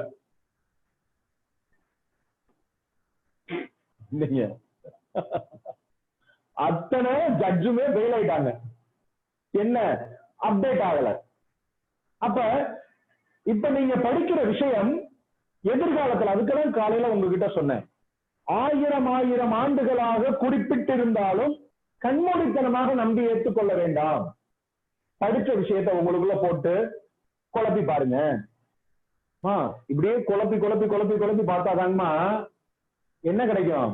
வெண்ணெய் கிடைக்கும். வெண்ணெயில இருந்து ஆகாயத்தன்மையான கடவுளுக்கு உகந்ததான நெய்யை தயாரிக்க முடியும். குழப்பமே இல்லாம இருந்தா என்ன ஆகிறது? வெறும் தயிரா இருந்து கொஞ்ச நாள்ல புளிச்சு கெட்டு போய் கீழே ஊத்திடுவோம். புரியுதுங்களா?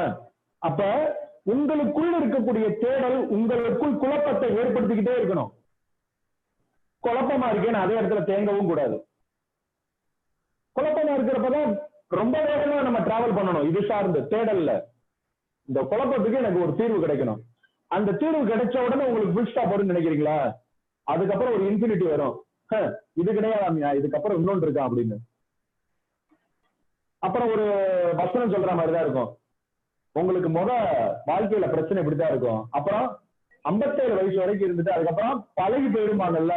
இப்படியே ஆன தேடல் இருந்தால் மட்டும்தான் நம்ம வாழ்க்கையில தினம் தினம் புதுசா புதுசா புதுசா புதுசா படிச்சு, நாமும் பாரதி சொன்ன மாதிரி இன்று புதியதாய் பிறந்தேன்னு புதுசு புதுசா பிறந்துகிட்டே இருக்கலாம்.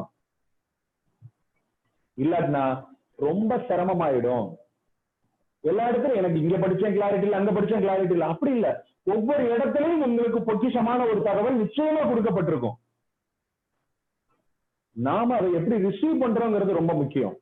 ஏன் அப்படின்னா, இப்ப இந்த வகுப்புல மேக்சிமம் இப்ப உதாரணமா நிறைய பேர் எனக்கு மெசேஜ் அனுப்பிச்சிருந்தாங்க, வகுப்பு அருமை அப்படி இப்படி எல்லாம் மெசேஜ் அனுப்பிச்சிருந்தாங்க. உங்களுடைய அன்பிற்கு, உங்களுடைய பாராட்டுதலுக்கு மிக்க நன்றி, இல்லன்னு இல்ல. ஆனால் இந்த பாராட்டுதலோட விஷயமா இருந்துடக்கூடாது. நான் சொன்னதுல, இந்த வகுப்பு நடத்தினதுல இது எல்லாமே சாத்தியமா அப்படிங்கிற கேள்வியை நீங்க உங்களுக்குள்ள கேட்டு பாருங்க. ஏன் அப்படின்னா, நான் நல்லா நடத்துற நபருங்கிற மனநிலை மட்டும் உங்களுக்கு வந்துருச்சுன்னு வச்சுக்கோங்களேன், நான் எது சொன்னாலும் நீங்க இனிமேட்டு என்ன பண்ணுவீங்க? சூப்பர் அப்படிங்கிற மனநிலை உங்களுக்குள்ள இயல்பாவே உருவாகிடும். அவர் எது நடத்தினாலும் சரியா இருக்கும்பா அப்படிங்கிற மனநிலைக்கு வந்துடும். அப்ப இந்த விஷயத்தை உள்வாங்கிறப்ப நீங்க என்ன பண்ணுங்க, தயவு செஞ்சு நீங்க ஆய்வுக்கு உட்படுத்தி பாருங்க, அலசி ஆராய்ந்து பாருங்கள். நீங்க ஆய்வு பண்றப்ப மட்டும்தான் உங்களுக்கு அற்புதமான பதில் கிடைக்கும், விடை கிடைக்கும். சரியா? அதனால சொல்ற விஷயத்தெல்லாம் நீங்க பொருத்தி பாருங்க. இப்ப நம்ம மருத்துவத்தை கூட ரொம்ப எளிமையா சொல்லிட்டோம். கூட ஒரு காம்ப்ளிகேட்டடா நீங்க ஃபீல் பண்ணிருப்பீங்க, இப்ப ரொம்ப எளிமையா சொல்லிட்டோம். எப்படி சொல்லிட்டோம்? புற சூழலை பொருத்தி பாருங்க, எல்லாமே உங்க உடலுக்குள்ள நீங்க நடந்துரும்னு சொல்லிட்டோம் இல்லையா? இப்ப பாருங்க, இந்த நெருப்பு தளத்துல ஒரு முக்கியமான இன்னொரு ஒரு உறுப்பு இருக்கு, கணையங்கிற ஒரு உறுப்பு இருக்கு. கணையங்கிற உறுப்பு இருக்கு. ஆனா நீரிழிவு அப்படிங்கிற பாதிப்புக்கு எந்த உறுப்பை தான் காரணமா சொல்றாங்க? கணையத்தை தான் காரணமா சொல்றாங்க, இல்லையா?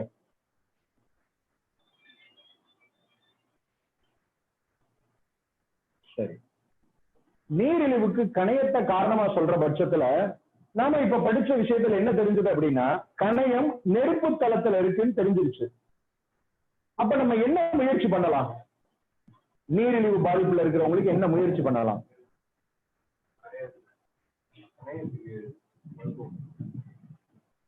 அதான் கணையத்துலதான் பிரச்சனைங்கிறது, கணையத்தோட பாதிப்பு தான் நீரிழிவுன்னு சொல்லப்படுது இல்லையா?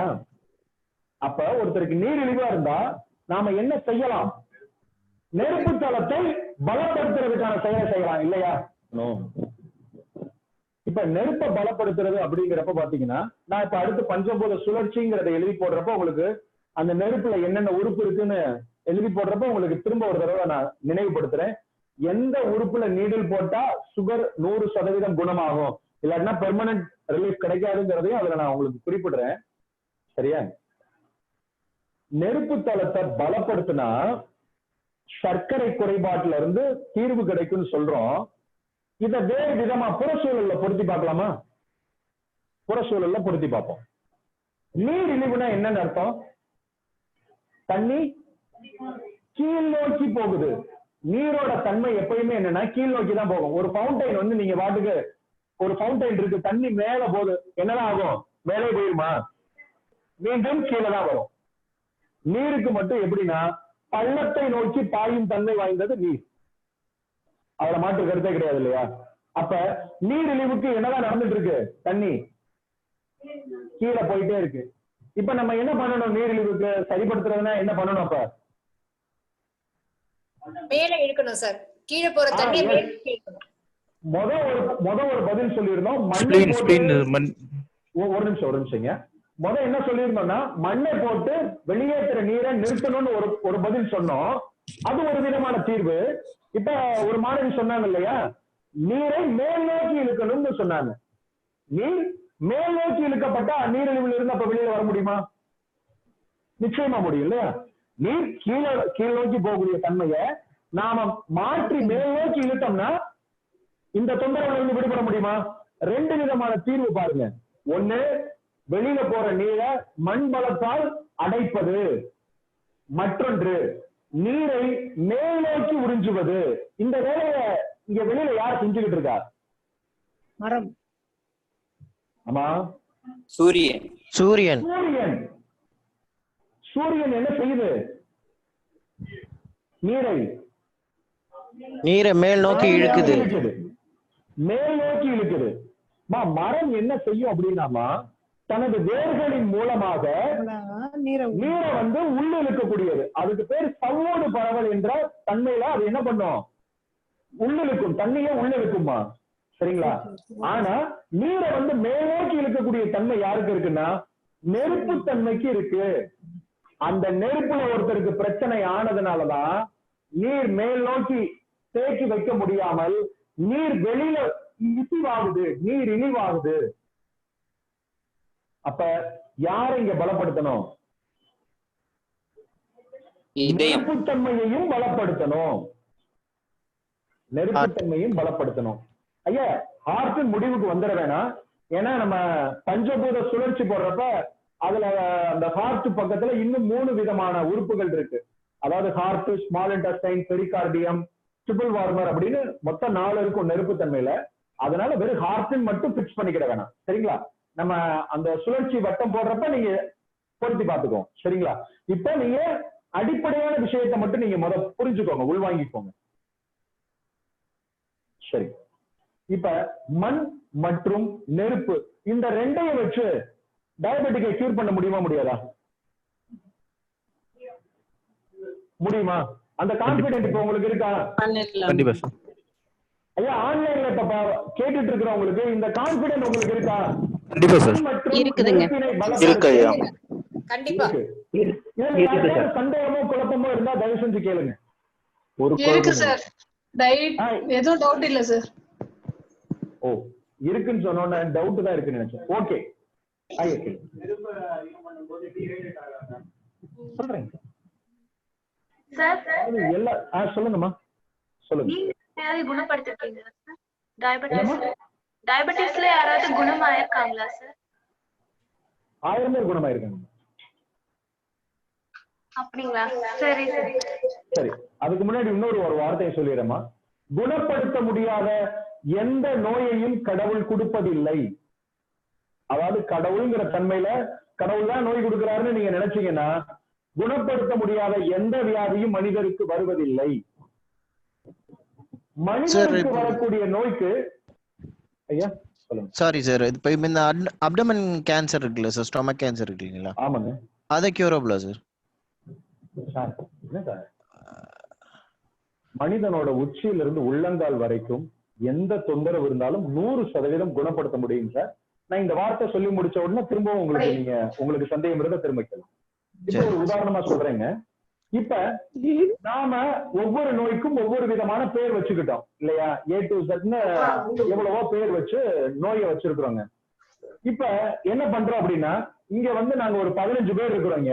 இங்க ஒரு 15 பேர் இருக்கிறோம் சரியா? நாங்க எல்லாருமே மருத்துவ வல்லுநர்கள். எங்களுக்கு தெரியாத நோய் கிடையாது, அதுக்கான மருந்த விஷயமே எங்களுக்கு கிடையாது. எல்லாருமே அப்படிதான் இருக்கும் சரியா? இப்ப நீங்க கேட்ட அப்டமன் கேன்சருக்கு இந்த இவங்க எக்ஸ்பர்ட், வேற ஏதாவது ஒரு தொந்தரவுக்கு நான் எக்ஸ்பர்ட், இன்னொருத்தர் எக்ஸ்பர்ட், இப்படி ஒவ்வொரு எக்ஸ்பர்ட்ஸ் எல்லாம் இருக்கிறாங்க. இப்ப நான் என்ன சொல்றேன், ஒரு தொந்தரவு வருது. என்ன தொந்தரவு அப்படின்னா இதே மாதிரியே பெருங்குடல் தொந்தரவுன்னு வச்சுக்குவோம். பெருங்குடல்ல ஒரு பெருங்குடல் புற்று உள்ள இதுக்கு நான் இதுக்கு மிகச்சிறப்பா வைத்தியம் கொடுத்துட்டு இருக்கேன். ஆனா முழுமையா இதுக்கு என்ன ஆகல, தீர்வு மட்டும் கிடைக்கல சரிங்களா? இப்ப வீடியோல உங்களுக்கு இந்த ஸ்பேஸ் தெரியும் நினைக்கிறேன். இப்படி ஒரு ஹால் தான் இருக்கு சரிங்களா? நான் இந்த பெருங்குடல் புற்றுக்கான மருந்த நான் இருக்கிற இந்த பூமியில தேடி தேடி பாக்குறேங்க. மருந்து ஏதாவது இருக்கா அப்படின்னு நான் தேடி பாக்குறேன். பட் எனக்கு தெரியல. ஏன் நான் சொன்னது புரிஞ்சிருச்சுங்களா? நான் தேடி பாக்குறேன், என்னோட நாலேஜுக்கு எதுவுமே இல்ல. நான் இப்போ உங்ககிட்ட அனௌன்ஸ் பண்ணிட்டேன், எப்பா பெருங்குடல் புற்றுன்னு ஒண்ணு வந்ததுன்னு வச்சுக்கவேன், குணப்படுத்தவே முடியாது அப்படின்னு சொல்லிட்டேன் சரிங்களா? இப்ப நீங்க பாக்குற கேமராக்கு பின்னாடி பாத்தீங்கன்னா நம்ம மாணவி ஒருத்தர் உட்கார்ந்து இருக்கிறாங்க. அவங்க இந்த சுவற்றுக்கு பின்பக்கமா இருக்கிறாங்க. இது ஏதாவது ஒரு மலைக்காடா இருக்கலாம், ஏதோ ஒரு குக்கிராமமா இருக்கலாம் சரிங்களா? அங்க அந்த அம்மா என்ன பண்ணிட்டு இருக்காங்கன்னா, இந்த மாதிரி பெருங்குடல் புற்று எத்தனை பேர் இருக்கீங்க, ஒரு 1000 பேர் அவருக்கு இல்லைங்க, எல்லாத்துக்கும் மருந்து தரேன். அந்த அம்மா பாட்டுக்கு ஏதோ பெட்டி கடையில மிட்டாய் கொடுக்குற மாதிரி கொடுத்துக்கிட்டே இருக்கிறாங்க. இந்தாங்க சாப்பிடுங்க சரியா போயிடும் அப்படின்னு. ஐயா இன்னைக்கு உள்ள மருத்துவம் இப்படிதாங்க இருக்கு. நான் என் கண்ணளவுல பார்த்த தூரத்துல அப்பா இதுக்கெல்லாம் தீர்வுலாம் கிடையாது அப்படின்னு சொல்லிடுறோம். ஆனால் உலகின் ஏதோ ஒரு மூலையில் ஒருத்தர் என்ன பண்ணிக்கிட்டே இருக்கிறாரு, இதுக்கு தீர்வு கொடுத்துக்கிட்டே தான் இருக்கிறாங்க. இதுல எந்த மாற்று கருத்துமே கிடையாது. ஆனால் அந்த மருந்து பொருள் நீங்க தேடுற இடத்துல என்ன இல்ல, உங்க கண்ணுக்கு தெரிகிற அளவுக்கு இல்ல, உங்கள் ஆய்வுக்கு உட்படுத்தின அளவுல அது இல்ல. ஐயா இப்பயுமே சர்க்கரைக்கு மேலை நாட்டு மருத்துவம் என்ன சொல்லுது தெரியுங்களா? அற்புதமான உண்மையான தகவல் சொல்லுதுங்க ஐயா. அதுக்கு நாங்க இன்னும் மருந்து கண்டுபிடிக்கல, ஆய்வு நிலையில தான் இருக்கோம் சரிங்களா? அதனால மருந்துல விவரமாவே போட்டிருப்பேன், இதை சாட்டினா கிட்னி போகும், இதை சாப்பிட்டா ஹார்ட்ல பிரச்சனை வரும் அப்படின்னு பிரிண்ட் பண்ணி தான் உங்களுக்கு மருந்தே கொடுக்குறாங்க. இப்ப உங்களை நல்லவங்கன்னு நினைக்கிறதா கெட்டவங்க நினைக்கிறதா? ஆனா இப்ப நான் உங்ககிட்ட ஓப்பனாவே சொல்றேங்க, அதாவது ஒரு பகிரங்கமாவே சொல்றேங்க, சர்க்கரை என்பது நோய் அல்ல, சர்க்கரை என்பது ஒரு குறைபாடு. மருந்து சாப்பிடாத வரைக்கும் அது நோய் நிலைக்கு போகாது. அதாவது நீங்க சர்க்கரையை தடுக்கிற சரி பண்றேங்கிறதுக்காக மருந்து சாப்பிடுறீங்க இல்லையா, அந்த மருந்தை சாப்பிடாத வரைக்கும் நீங்க நோய் நிலைக்கு போக மாட்டீங்க. மருந்து சாப்பிட்டீங்கன்னா சர்க்கரை நோயாளியாக மாற்றப்படுவீர்கள். அடுத்த வகுப்புல அது சார்ந்த தகவலை வேணா நான் உங்களுக்கு சொல்றேன். இந்த சர்க்கரைக்கான ட்ரக்குக்கு வந்து என்ன பேர் வச்சிருக்கிறாங்க, தயாரிச்சதுக்கு பேர் என்ன, அந்த மாத்திரை பேர் கிடையாது, அதோட காம்பவுண்ட் அதோட செட்டப்ஸுக்கு என்ன பேர் வச்சிருக்கிறாங்க. மிமிக் ட்ரக்னு பேர், அதுக்கு பேரு மிமிக் ட்ரக். மிமிக்னா என்னது, ஒருத்தருக்கு மிமிக்ரி பண்ற மாதிரி மிமிக் ட்ரக் அப்படின்னு பேரு. அது எப்படி நம்ம உடம்புக்குள்ள ஏமாத்துதுங்கிறத நான் அடுத்த வகுப்புல உங்களுக்கு சொல்றேன், சரிங்களா? அப்ப இந்த தொந்தரவு ஒருத்தருக்கு வருது அப்படின்னா சர்வ நிச்சயமா தீர்வு உண்டு.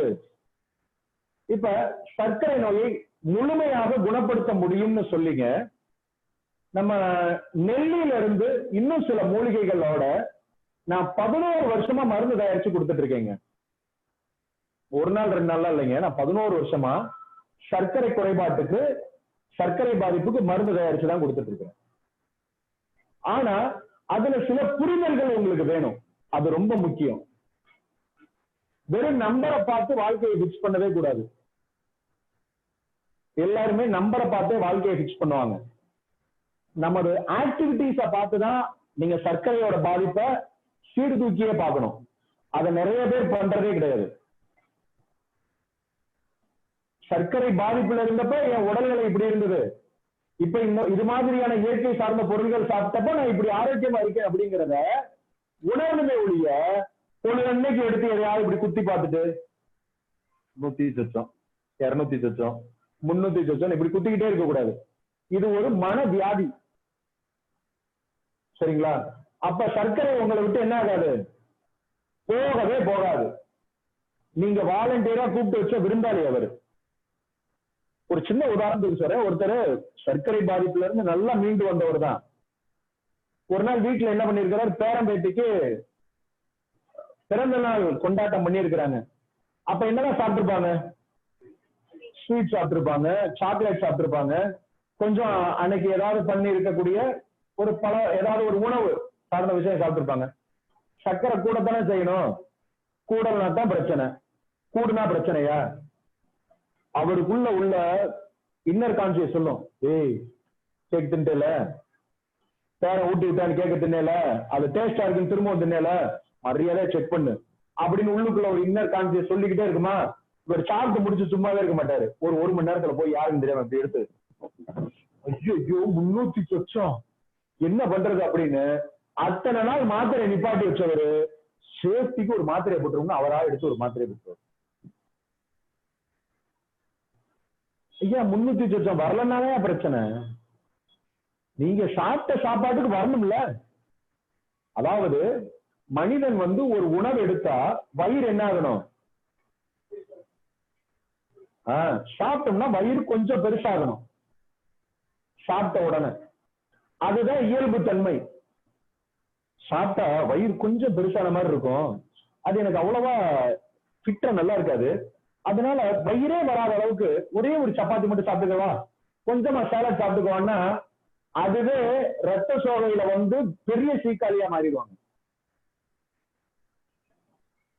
அப்ப ஒரு செயலை நீங்க உள்ள கொடுத்திருக்கிறீங்க, அதோட விளைவை ஏற்றுக்கொள்ளக்கூடிய மனப்பக்குவம் நிச்சயமா வேணும். இது மறந்துடாதீங்க. இப்ப இந்த விஷயத்துக்கு சொல்லுவோம். அவர் ஒண்ணு கேட்டிருந்தாரு, அதாவது வயிற்று புற்றுநோய்க்கு தீர்வு இருக்கா அப்படின்னு. ஐயா 100% தீர்வு இருக்குங்க. Okay sir. ஒருத்தர் வந்து, அதாவது அமெரிக்கால இருக்கக்கூடிய ஒரு பையன் வந்து அங்க கேன்சரை வந்து ஐடென்டிஃபை பண்ணிட்டு இங்க வந்து ட்ரீட்மெண்ட் எடுத்துட்டு போய் இன்னைக்கு ஆரோக்கியமா இருக்கிறாருங்க. அங்க வந்து அவருக்கு வெறும் 6 months தான் டைம் சொல்லியிருந்தாங்க, சரிங்களா? இப்போ 1.5 வருஷம் ஆயிடுச்சு அவர் அங்க வேலை பார்த்துட்டு இருக்கிறாரு. என்னன்னா யூட்ரஸ்லயும் கேன்சர் வந்து யூட்ரஸை ரிமூவ் பண்ணிட்டாங்க சார். ஏன்னா யூட்ரஸ்ல இருந்து வேற பாடிக்கு ஃபுல்லா ஸ்ப்ரெட் ஆகும் பண்ணக்கூடாது. ஆமா, சோ அதனால அதை ரிமூவ் பண்ணாங்க. இப்போ நம்ம ட்ரீட்மெண்ட்ல அதுக்கு கியூர் பண்ண முடியுமா அக்குபஞ்சர்ல? ஐயா முதைய சொல்லிட்டேன், அதாவது கியூர் பண்ணக்கூடிய குணப்படுத்த முடியாத எந்த நோயையும் நமக்கு வைக்கிறது இல்ல. நிச்சயமா குணப்படுத்த முடியும். ஆனால் அதற்கு முன்னாடி இன்னொரு முக்கியமான ஒரு விஷயம் இருக்குங்க, ஒரு மந்திரம் இருக்கு. அந்த மந்திரம் தெரிஞ்சிருந்தால் மட்டும்தான் மருத்துவ பயனாளி குணமாவார். மருந்து 1/4 பங்கு, நம்பிக்கை 3/4 பங்கு. அதாவதுங்க ஆலிஸ்வெல் ஆலிஸ்வெல் ஆலிஸ்வெல் அப்படின்னு சொன்னா மட்டுமே ஆலிஸ்வெல்னு ஆயிடாது. சரிங்களா? ஓகே. ஆல் இஸ் வெல் சொல்லிட்டா மட்டும் ஆகாது. அதாவது எனக்கு இந்த நோய் இருக்கு, அத ஒத்துக்கணும். எனக்கு இந்த நோய் இருக்கு, ஆனா இத நான் என்ன பண்ணிருவேன், ஓவர்கம் பண்ணி வந்துருவேன். இதுல இருந்து நான் முழுமையா குணப்படுத்தி வந்துருவேன். நான் இப்போ ஒரு மருத்துவத்துக்கு போறேன், இதுல நான் 100% ஐயா நம்ம மருத்துவம்னு கிடையாது, அவங்க அலோபதியாவும் இருக்கட்டும், ஹோமியோபதியா இருக்கட்டும், வேற எந்த மருத்துவமாவும் இருக்கட்டும், அவர் சொல்லி போறது இதாக இருக்கணும். என்னவா இருக்கணும், நான் இந்த மருத்துவத்துக்கு போறேன், 100% இதுல இருந்து குணமாகிறேன். பாரு, இந்த மாத்திரை சாப்பிடறேன்ல, இந்த மாத்திரையோட இது குணமாயிரணும். செல்ஃப் கான்பிடன்ஸ் அதிகமா இருக்கணும்னு சொல்றேன். அதுக்காக தாங்க இந்த வார்த்தை, இந்த மந்திரத்தை முதல் சொன்னேன். மருந்து 1/4 பங்கு, நம்பிக்கை 3/4 பங்குன்னு சொன்னேன். இன்னொரு இந்த வார்த்தைக்காக இன்னொரு நம்பிக்கை எப்படி வேலை செய்யுங்கிறதுக்கு ஒரு உதாரணம் சொல்றேன் பாருங்க. ஒரு குழந்தை தொடர்ந்து அழுதுகிட்டே இருக்கு. தாயார் என்ன பண்றாங்க, என்னென்னவோ பண்ணி பாக்குறாங்க, குழந்தையோட அழுகுறலை நிறுத்தவே முடியல. அப்ப பக்கத்துல எல்லாரும் என்ன சொல்லுவாங்க, குழந்தைக்கு ஒருவேளை குடல் ஏறி இருக்கும், இல்ல குழந்தை ஏதாவது பயந்து இருக்கும், குழந்தை கனவுல ஏதாவது இதா இருக்கும், இப்படி பல விதமா சொல்லுவாங்க. சரியா? ஏதாவது பயந்த கோளாறா இருக்கும், போய் மந்திரிச்சுட்டு வா அப்படின்னு சொல்லுவாங்க. கேள்விப்பட்டிருக்கீங்களா? குழந்தைய மந்திரிச்சுட்டு வா அப்படின்னு சொல்லுவாங்க. இப்ப பெரும்பாலான மக்கள் மந்திரிக்கிறதுக்கு மாரியம்மன் கோயில் போறதை விட எங்கதான் மந்திரிக்கிறதுக்கு போறாங்க, மசூதிக்கு போறாங்க. சரிங்களா? மசூதிக்கு போறாங்க. இப்ப மசூதியில என்ன பண்றாங்க அப்படின்னு பாத்தீங்கன்னா, அந்த குழந்தைக்காக அந்த பெரியவர் என்ன பண்ணுவாருன்னா ப்ரே பண்ணுவாரு. ப்ரே பண்ணிட்டு என்ன பண்றாரு அப்படின்னு பாத்தீங்கன்னா, சிறிது தண்ணீரை தெளிப்பார். உண்மையா? கொஞ்சம் தண்ணியே குழந்தை மேல தெளிப்பாங்க. பாத்திருக்கீங்களா? கேள்விப்பட்டிருக்கீங்களா? ஊதி விட்டுட்டு தொலைப்பேன். ஊதி விட்டுட்டு தண்ணீரும் தண்ணீர் தெளிப்பாங்க. சரி, இந்த நீர் சவுதியில இருக்கக்கூடிய ஜம்ஜம் கிணற்று நீரா? ஜம்ஜம் கிணறுனா அது தெரியும் இல்லைங்க, எங்க இருக்குன்னு? அதாவது சவுதி அரேபியால மெக்கா மதீனா இருக்கு இல்லைங்களா, இந்த இதுக்கு போறாங்க இல்லையா, ஹஜ்ஜி யாத்திரை போறாங்க இல்லையா, அங்க இருக்கக்கூடிய நீர் தான் ஜம்ஜம் கிணறு. அந்த கிணறு வந்து ஜம்ஜம் தான் அதுக்கு பேரு. அதுல இருந்து ஊறக்கூடிய நீர் அது. அதாவது பல லட்சம் பேர் வந்து தொடர்ந்து இறைச்சிக்கிட்டே இருந்து தண்ணீர் வற்றாமல் வந்துட்டு இருக்கக்கூடிய ஒரு கிணறு தான் ஜம்ஜம் கிணறு. அதுல இருக்கக்கூடிய நீரை தான் புனித நீர் அப்படின்னு எடுத்துட்டு வராங்க. எப்படி நாம வந்து கங்கைக்கு போய் புனித நீர்னு கங்கா தண்ணி எடுத்துட்டு வரோம் இல்லையா, அதனை போல அவங்க ஜம்ஜம் வாட்டரை தான் எடுத்துட்டு வராங்க. இப்ப ஒரு ஜம்ஜம் நீரையா தெளிச்சாரு குழந்தைகிட்ட? இல்ல. அப்ப பிடிச்ச ஒரு டேப் வாட்டர், அந்த மசூதியில இருக்கக்கூடிய ஒரு டேப் வாட்டர் தான் எடுத்து என்ன பண்ணிருக்கிறாரு, தெளிச்சிருக்கிறாரு.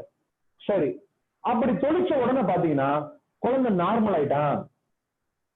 பாருங்க, அந்த பெற்றோர் வந்து சொல்லுவாங்க, மசூதிக்கு போனேங்க, அவங்க இது பண்ணிட்டு குழந்தைக்கு மந்திரிச்சு விட்டுட்டு அதை ஓடிட்டு தண்ணி தெளிச்சு விட்டாங்க, பிள்ளை உடனே சரியாயிட்டாங்க. ஐயா, இதுல எது வேலை செஞ்சிருக்குன்னு சொல்ல முடியுமா? நம்பிக்கை. யாரோட நம்பிக்கை வேலை செஞ்சு? அவங்களோட நம்பிக்கை. குழந்தைக்கு நம்பிக்கையே கிடையாது, பேரண்ட்ஸோட நம்பிக்கை. இந்த இடத்துல குழந்தையோட மனமாக யார் செயல்படுவானா? அதனுடைய தாய். ஏன் குழந்தையோட தாய் நினைக்கிறது குழந்தைக்கு ரியாக்ட் ஆகுது அப்படின்னா, இந்த உலகின் முதல் மொழியான ஸ்பரிசம் என்ற மொழியை கற்றுக் கொடுத்தது தாய். உலகின் முதல் மொழி என்ன? ஸ்பரிசம். ஒண்ணு இல்ல, ஒரு தாய் வந்து ஒரு கர்ப்பிணி தாய் குழந்தைய பெற்றெடுக்கிறாங்க. சரியா? குழந்தைய பெற்றெடுக்கிறாங்க.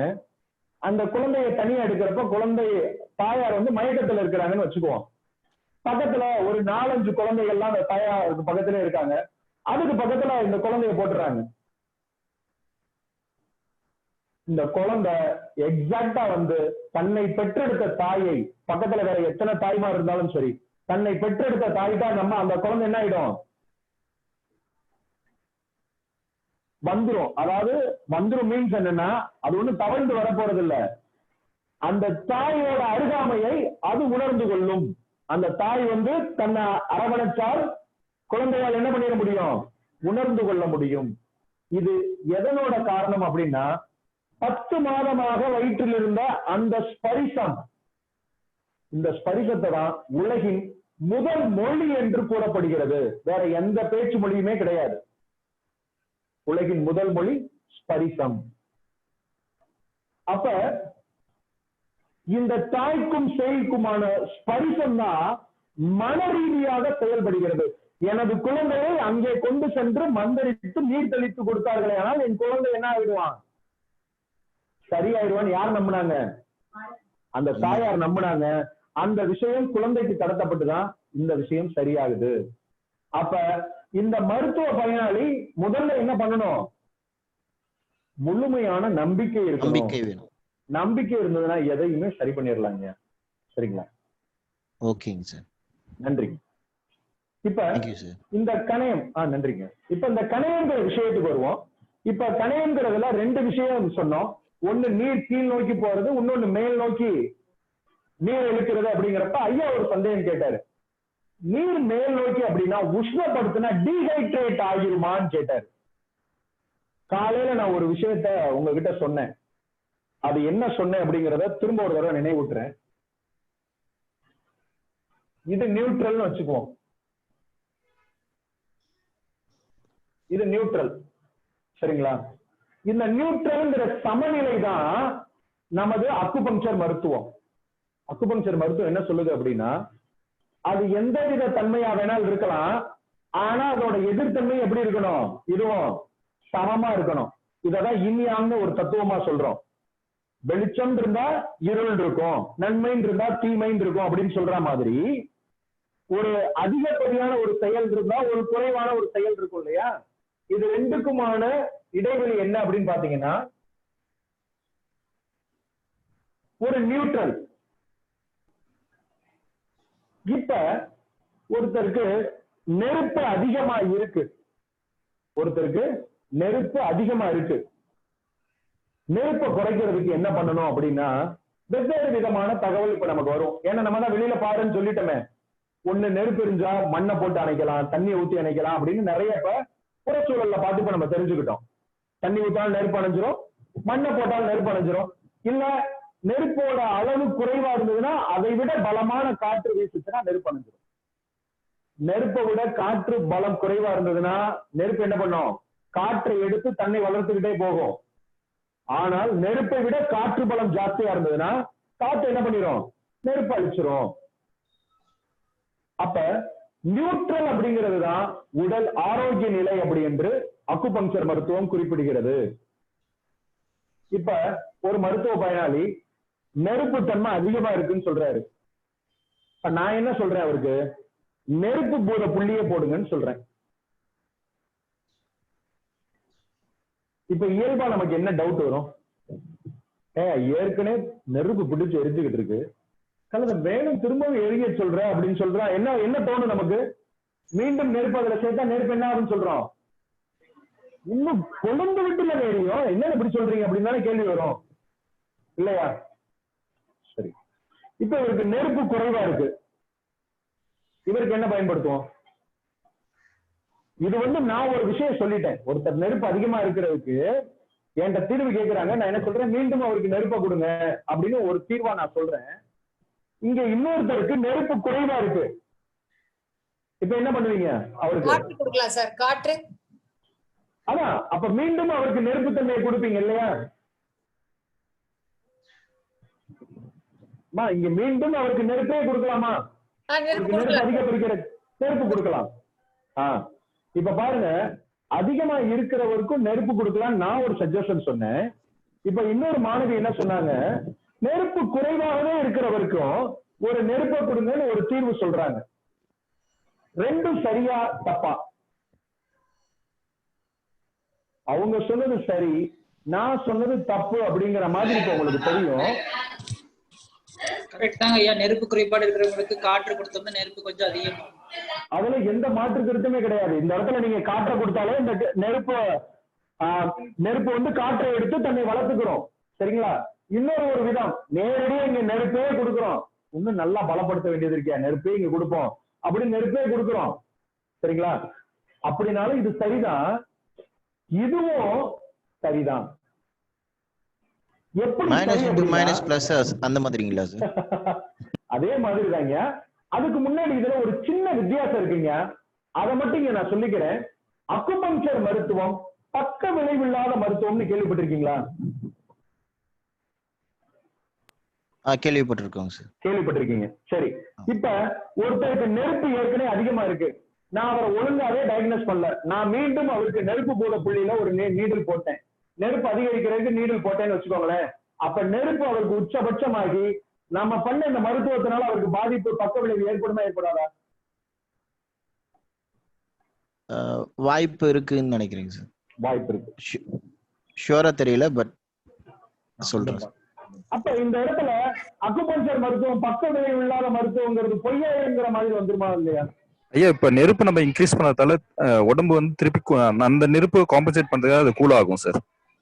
இப்ப என்ன விஷயம் இருக்கும் அப்படின்னு பாத்தீங்கன்னா, இங்க நீங்க ஏற்கனவே இருக்கிற நெருப்பு அதிகரிச்சதுல மீண்டும் நெருப்பை கொடுத்தீங்கன்னா, இந்த அக்குபஞ்சர் மருத்துவத்தை பொறுத்தவரையில என்ன நடக்கும் அப்படின்னா, எந்த செயல்பாட்டை நீங்க கொடுத்தீங்கனாலும் நோய் நிலை இல்லாத உடல், அதாவது உடல் வந்து சமநிலைக்கு கொண்டு வர்றதுதான் ஆரோக்கிய நிலை. அக்குபஞ்சரை பொறுத்தவரையில உடல் வந்து சமமான தன்மைக்கு வர்றதுதான் ஆரோக்கியம். மிகையிலும் நோய், குறைவிலும் நோய், குறைஞ்சாலும் நோய் தான், அதிகமானாலும் நோய் தான். அப்ப நீங்க இங்க ஒரு பூதத்தை கொடுக்கறதுல என்ன செயல் நடக்கும் அப்படின்னு பாத்தீங்கன்னா, மீண்டும் அது நியூட்ரலைஸ் ஆகும். இவரும் நியூட்ரல் ஆவாரு, இவரும் நியூட்ரல் ஆவாரு. அதிகமா இருக்கிறவருக்கு அதே பூதத்தை கொடுப்பதனால் மீண்டும் அவர் என்னதான் ஆகுறாரு? நியூட்ரல் ஆகுறாரு. குறைவா இருக்கிறவருக்கு அதே பூதத்தை கொடுக்கறதுனாலையும் நியூட்ரல் தான் ஆகுறாரு. அதனாலதான் அக்குபஞ்சர் மருத்துவம் பக்க விளைவில்லாத மருத்துவம்னு சொல்லப்படுது. இல்லாட்டினா நிச்சயம் என்ன ஆகும்? வேற ஏதாவது பக்க விளைவோ அல்லது எதிர்மறை விளைவோ ஏற்படும். அதாவது ஆப்போசிட் ரியாக்ஷன். பக்க விளைவை கூட தாங்கிக்கலாம், ஆப்போசிட் ரியாக்ஷன்லாம் தாங்கவே முடியாது. அப்படின்னா என்னன்னு தெரியுமா ஆப்போசிட் ரியாக்ஷன்னா? அதாவது இப்ப நாம வந்து ஒரு நோய்க்கு வந்து ட்ரீட்மெண்ட் எடுக்கிறோம், நாம ஒரு தொந்தரவுக்கு மருத்துவம் பார்க்க போறோம். உதாரணமா எனக்கு தொடர்ந்து அடி வயிற்றுல கடுமையான வலி ஏற்பட்டு இருக்கு அப்படின்னு ஒரு மருத்துவம் பண்ண போறோம். அந்த தொந்தரவுக்கு ஒரு மருத்துவம் பாக்குறாங்க, மருந்து கொடுக்குறாங்க, சாப்பிடுறோம். வயிற்று வலி எனக்கு சரியாயிடுச்சு, வயிற்று வலி எனக்கு சரியாயிடுச்சு. ஆனா இந்த மருந்து சாப்பிட்டதுக்கு அப்புறம் தான் எனக்கு அடிக்கடி என்ன ஆகுது அப்படின்னு பாத்தீங்கன்னா, திடீர்னு லைட்டா தலைவலிக்குது, இல்லாட்டினா லைட்டா இந்த கையில இந்த ஷோல்டர்ல பெயின் வருது. அதாவது எப்பயாவது வருது. இது என்னன்னு நான் நல்லா ஆராய்ந்து பார்த்தா, நான் இப்ப சாப்பிட்டேன்ல மருந்து, அதோட விளைவுகளா இருக்குன்னு தெரிஞ்சிருச்சு. ஆனா என் வயிற்று வலி என்ன ஆயிடுச்சு? சரியாயிடுச்சு. என் வயிற்று வலி குணமாயிருச்சு. ஆனா புதுசா வேற ஒரு தொந்தரவு வந்துருச்சு. இதுக்கு பேரு தான் பக்க விளைவு. நாம இந்த பக்க விளைவுனா, எனக்கு ஏற்பட்ட அடிப்படை நோய்களில இருந்து நான் முழுமையா குணமடைஞ்சிட்டேன். இப்ப எனக்கு என்னதான் இருக்கு? எப்பயாவது ஒரு சிம்டம் எதிரொலிக்குது. இதுக்கு பேரு தான் சைடு எஃபெக்ட். நான் என்ன பர்பஸ்க்காக இந்த மருந்து எடுத்துக்கிட்டா அது சால்வ் ஆயிடுச்சு. அப்பப்போ ஒரு உபதொந்தரவு வருது அப்படின்னா சைடு எஃபெக்ட்.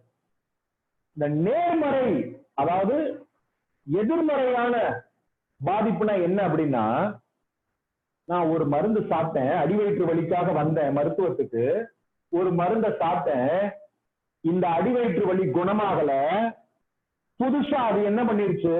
என் கிட்னியை டேமேஜ் பண்ணிருச்சுன்னா இது சைடு எஃபெக்டா? இது சைடு எஃபெக்ட் இல்ல, எதிர்மறை விளைவு. நீங்க எதிர்பார்க்காத பாதிப்பை உங்களுக்கு கொடுத்துருச்சு. ஆனா நவீனத்துல என்னதான் சொல்லப்படுது? இதுக்கு பேரு சைடு எஃபெக்ட்னு சொல்லி நம்மளை ஏமாற்றப்படுகிறது. உங்களுக்கு உங்க தொந்தரவு குணமாகி வேறு ஏதாவது அப்பப்போ ஒரு சிம்டம்ஸ் இருந்ததுன்னா அதுதான் பக்க விளைவை ஒழிய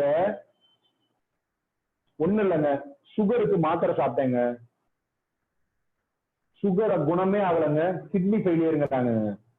சுகர் குணமே ஆகலைங்க, பிபி வந்துருச்சுங்க. ஆனா ஏற்கனவே இங்க எப்படி போதிக்கப்படுது?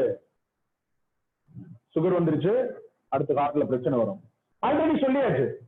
நான் அன்னைக்கு உங்கள்கிட்ட சொன்னேன் இல்லைங்க, நீ சொன்னதுனால எனக்கு காட்டுல பிரச்சனை வரணுமாயா? அடுத்து கிட்னில பாதிப்பு. நான் தான் சொன்னேன்ல, சுகர் வந்துருச்சுல்ல, அடுத்த கிட்னில பிரச்சனை வரும்ல, வரணும்ல அப்படின்னு டாக்டர் ரொம்ப ஹாப்பியா இருக்கிறாரு. ஏன் உன்ட்டு ஒரு மாத்திரை வாங்கி சாப்பிட்டது ஒரு குத்தமா? அப்ப நான் என்ன பர்பஸ்க்கு வந்தனோ அது குணமாகல, எனக்கு என்ன ஆயிடுச்சு? புதுசா இன்னொரு ஒரு பிரச்சனை உருவாயிருச்சு. அதை நான் உங்ககிட்ட வந்து கேட்க வரேன், நீங்க என்ன சொல்றீங்க? சைட் எஃபெக்ட் இருக்கும்ல. இததான் நம்ம அங்கீகரிச்சுக்கிட்டு இருக்கிறோம், இததான் அங்கீகரிச்சுக்கிட்டு இருக்கிறோம். ஆனா பாரம்பரிய மருத்துவரை நிக்க வச்சு, நடக்க வச்சு, ஓட வச்சு, உட்கார வச்சு 1008 கேள்வி கேட்போம். ஆனா ஒரு சர்க்கரை ஸ்பெஷலிஸ்ட் போட்டிருக்கிற ஒருத்த கூட நீ ஒரு ஆளை கூட குணப்படுத்தலையே, நீ எப்படி ஸ்பெஷலிஸ்ட் போட்டேன்னு ஒரு பெரும் கேள்வி கேட்க மாட்டோம். அப்பேற்பட்ட வீரர்கள் நிறைந்த நிலையில தான் நம்ம இருக்கிறோங்க. சரி, நம்ம அடுத்ததுக்கு வருவோம். என்னங்கம்மா? No question. என்னன்னா எல்லாரும் இன்ஸ்டன்டா இன்ஸ்டன்டா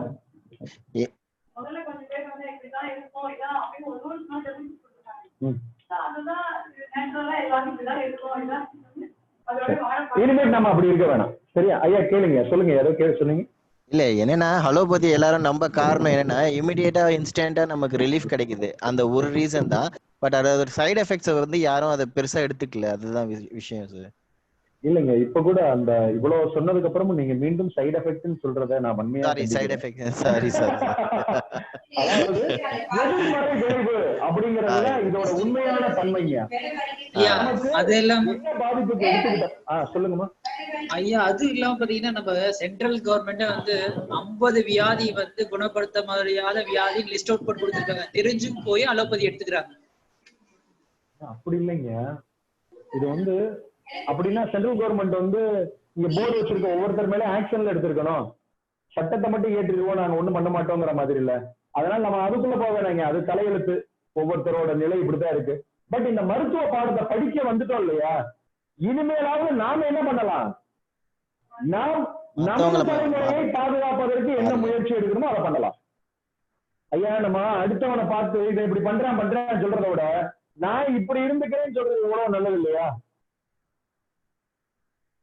இதுக்காக சமூகத்தை வந்து சீர்திருத்த வேணாம்னு சொல்லல, அந்த டியூட்டில இருந்து எஸ்கேப் ஆக சொல்லல. நம்மளால இயன்ற வரைக்கும் என்ன பண்ணுவோம்? அதற்கான தீர்வுக்கான முயற்சியை செய்வோம். நாம நம்மை பாதுகாத்து நமக்குள்ள சுற்றுப்புறத்தை. ஐயா, இன்னைக்கு வந்து போகா அகாடமியும் போகா பவுண்டேஷனும் இந்த ஒரு முயற்சி எடுத்ததுக்கு காரணமே தானேங்க. ஒரு 3 ஆண்டுக்கு முன்னாடி என்னை வந்து சென்னையில வந்து என்னை ஒரு டீம் வந்து என்னை கூப்பிட்டு வந்தாங்க. இந்த சப்ஜெக்ட் வைஸ் இப்ப நாங்க இந்த சப்ஜெக்ட வந்து ஃபர்ஸ்ட் வெளிப்படுத்தினப்ப அவங்க சொன்னாங்க, இது ரொம்ப பிரமாதமா இருக்கு, நீங்க வாங்க, நாங்க வந்து இங்க ஒரு அற்புதமான ஒரு ஏசி ஹால் மாதிரி எல்லாம் அவங்க வச்சிருக்காங்க, செட்டப்ஸ் வச்சிருக்காங்க. சரிங்களா?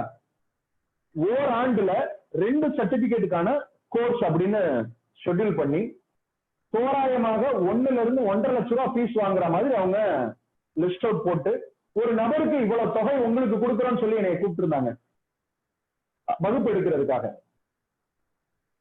அப்ப அவங்க கிட்ட எனக்கு கொஞ்சம் டைம் கொடுங்கன்னு சொல்லிட்டு இங்க இருந்து ஊருக்கு போயிட்டு நானும் எங்க போகா பவுண்டேஷனோட தற்போதைய நிர்வாகிகளான எனது நண்பர்களோட இது விஷயமா தான் நான் டிஸ்கஸ் பண்ணேன்.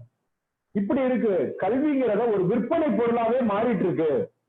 அதுலயும் இது சார்ந்த அறிவு ஏற்கனவே இருக்கிறவர் என்ன சொல்றாரு, மற்றவங்க நடத்துறதோட நீங்க சொல்ற விஷயம் ஏதோ ரொம்ப வித்தியாசமா இருக்கு, ஏதோ தமிழ் சித்த மருத்துவத்தையும் அது அக்குபஞ்சரையும் பொறுத்துறீங்களாம், அதனால நீங்க வந்து எடுக்க வித்தியாசமா ஒரு 3 சர்டிபிகேட் கொடுத்துருவோம் அப்படிங்கிறாங்க.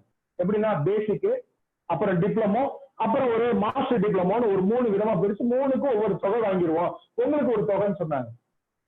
அப்ப இந்த இடத்துல நாங்க என்ன பண்றோம், போகா ஃபவுண்டேஷன் ஒரு அறக்கட்டளை உருவாக்கி, ஏன்னா இந்த மருத்துவத்தை எனக்கு பிச்சையா போட்டது என் மகாகுரு போகர் தான். அவர் பேர்ல ஒரு ஃபவுண்டேஷனை உருவாக்கி இந்த மருத்துவத்தை எல்லாருக்கும் கொண்டு போய் சேர்க்கக்கூடிய பணியை செய்வோம் அப்படின்னு எங்களால நாங்க முயற்சி செஞ்சோம். அப்ப கல்வி விற்பனைக்கல்ல அப்படிங்கிற ஒரு விஷயத்தை முன்னிறுத்தணுங்கிறதுக்காக தான் இந்த விஷயத்தை கொடுக்கிறோம். இப்ப கூட என்னன்னா, இந்த வீடியோவை நாங்க ரெக்கார்ட் பண்றோம், அடுத்த வருஷம் இதை அத்தனை யூடியூப்ல ஏத்திட்டு படிக்கிறவங்க இதுலயே படிச்சுக்கோங்க, எங்கேயும் பணம் கொடுக்க வேணாம்னு கூட சொல்லிடலாங்கிற எண்ணத்துல கூட இருக்கிறோம்.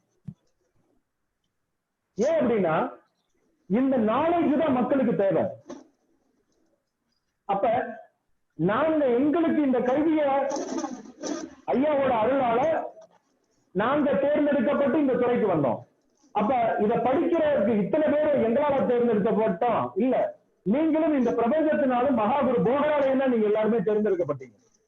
அப்ப இந்த மருத்துவத்தை, இந்த ஞான கல்வியை உங்கள் மூலமாக ஏதோ ஒரு சமூக மாற்றத்தை அவர் ஏற்படுத்துவார், இந்த பிரபஞ்சம் ஏற்படுத்தும்.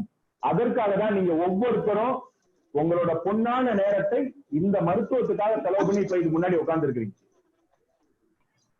அப்ப சர்வ நிச்சயம் என்ன பண்ணணும் அப்படின்னா, நமக்கு தெரிந்த இந்த ஞானத்தை எல்லாருக்கும் ஸ்ப்ரெட் பண்ணணும். அதுக்காக தான் காலை செஷன்ல உங்ககிட்ட ஒரு முக்கியமான ஒரு விஷயம் சொன்னேன்.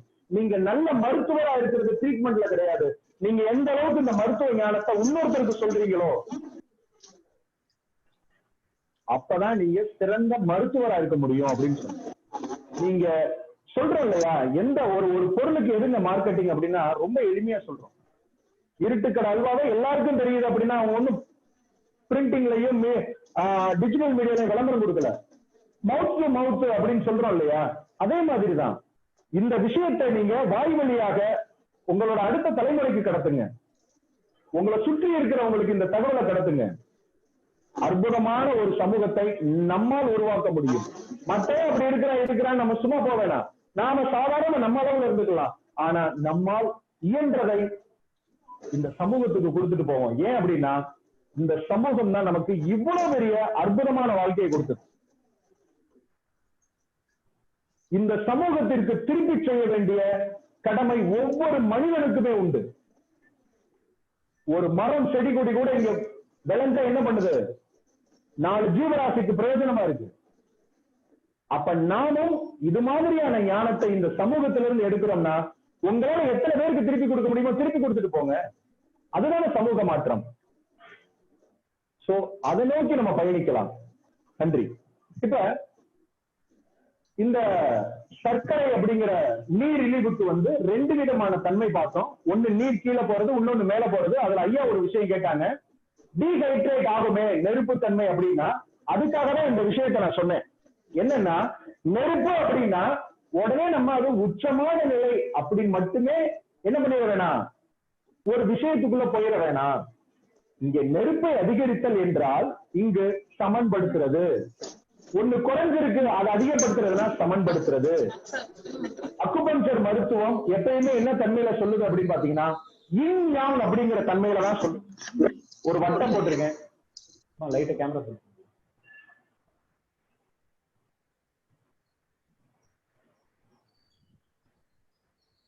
இது தெரியுதா?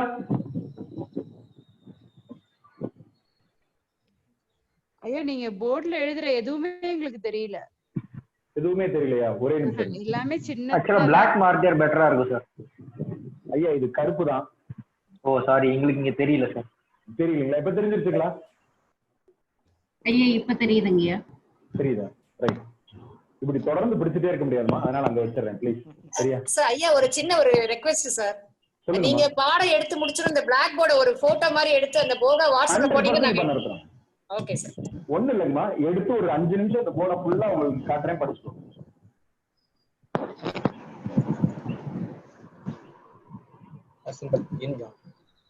உடம்பு சிவன் சக்தி இருக்குல்ல, சிவசக்தியெல்லாம் உடம்பு இயங்காது. அதாவது இது யான், அதாவது வெறுமையா இருக்கு இல்லையா, கோடு இடையில கோடெல்லாம் போடாம இருக்கு இல்லையா, இது யான் தன்மை. இந்த கோடு போட்டிருக்கிறது இன் தன்மை. இது யான் தன்மை, அதாவது வெளிச்சம் உஷ்ணம் அது மாதிரியான தன்மை யான் தன்மை. இந்த கோடெல்லாம் போட்டிருக்கல, இடையில கோடெல்லாம் போட்டிருக்கல, இதுக்கு பேர் இன் தன்மை. சரிங்களா? இது வந்து குளிர்ச்சி, இருள் இது சார்ந்த விஷயமா இருக்கும். ஆனா இந்த நெருப்பு, ஐயா மியூட் போடுங்க ப்ளீஸ். இந்த நெருப்புங்கிற தன்மைக்குள்ள ஒரு குளிர்ச்சி இருக்கும். இந்த குளிர்ச்சிங்கிற தன்மைக்குள்ள ஒரு நெருப்பு இருக்கும். இப்ப இத இருள் ஒளி அப்படின்னு வச்சுக்கிட்டீங்கன்னா, இது ஒளி, ஒவ்வொரு ஒளியிலும் ஒரு இருள் இருக்கும், ஒவ்வொரு இருளிலும் ஒரு ஒளி இருக்கும். இப்ப நம்ம வெளிச்சத்துலதான் இருக்கோம், வெளிச்சத்துல இருக்கோம், விளக்கெல்லாம் எரியுது, ஆனாலும் எனக்கு என்ன ஆகுது, ஒரு நிழல் உருவாகுது. ஒளியில என்ன இருக்கு அப்படின்னா, இயல்பா ஒளியில என்ன ஆகுது அப்படின்னு பாத்தீங்கன்னா ஒரு நிழல் இருக்கு. இப்ப இருட்டுல நல்ல கும் இருட்டு, நைட்டு ஒரு 1:30 மணிக்கு ஒரு இருட்டு அறையில நீங்க இருக்கிறீங்க, தூங்கி கண் முழிக்கிறீங்க, ஒரு லைட்டு கூட கிடையாது. கண் முழிச்சு பார்த்தோன்னு ஏதாவது தெரியுமா? ஒண்ணுமே தெரியாது இல்லையா? ஆனா ஒரு 2 நிமிஷம் ஆச்சுன்னா என்ன ஆகும்? அப்படியே லைட்டா புலப்படும், ஏதோ பொருள் இருக்கிற மாதிரியோ இல்ல ஏதாவது ஒரு விஷயமோ, ஏதோ ஒரு திங்ஸ் இருக்கு அப்படின்னு புலப்படும். அப்ப இருள்ல என்ன தெரிஞ்சது? ஒரு ஒளி இருக்கு. இததான் yin yang அப்படின்னு சொல்றாங்க.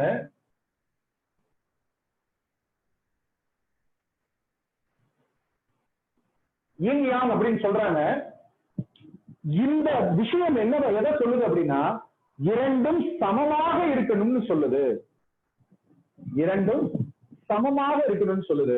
அப்ப ஒருத்தருக்கு நெருப்புத்தன்மை அதிகமா இருந்தாலும் நீங்க நெருப்பை பயன்படுத்துறீங்கன்னா, அக்குபஞ்சர் மருத்துவம் மூலமா நெருப்புத்தன்மை அதிகரிச்சீங்கன்னா பயன்படுத்துனீங்கன்னா உடம்பு என்னதான் பண்ணும்?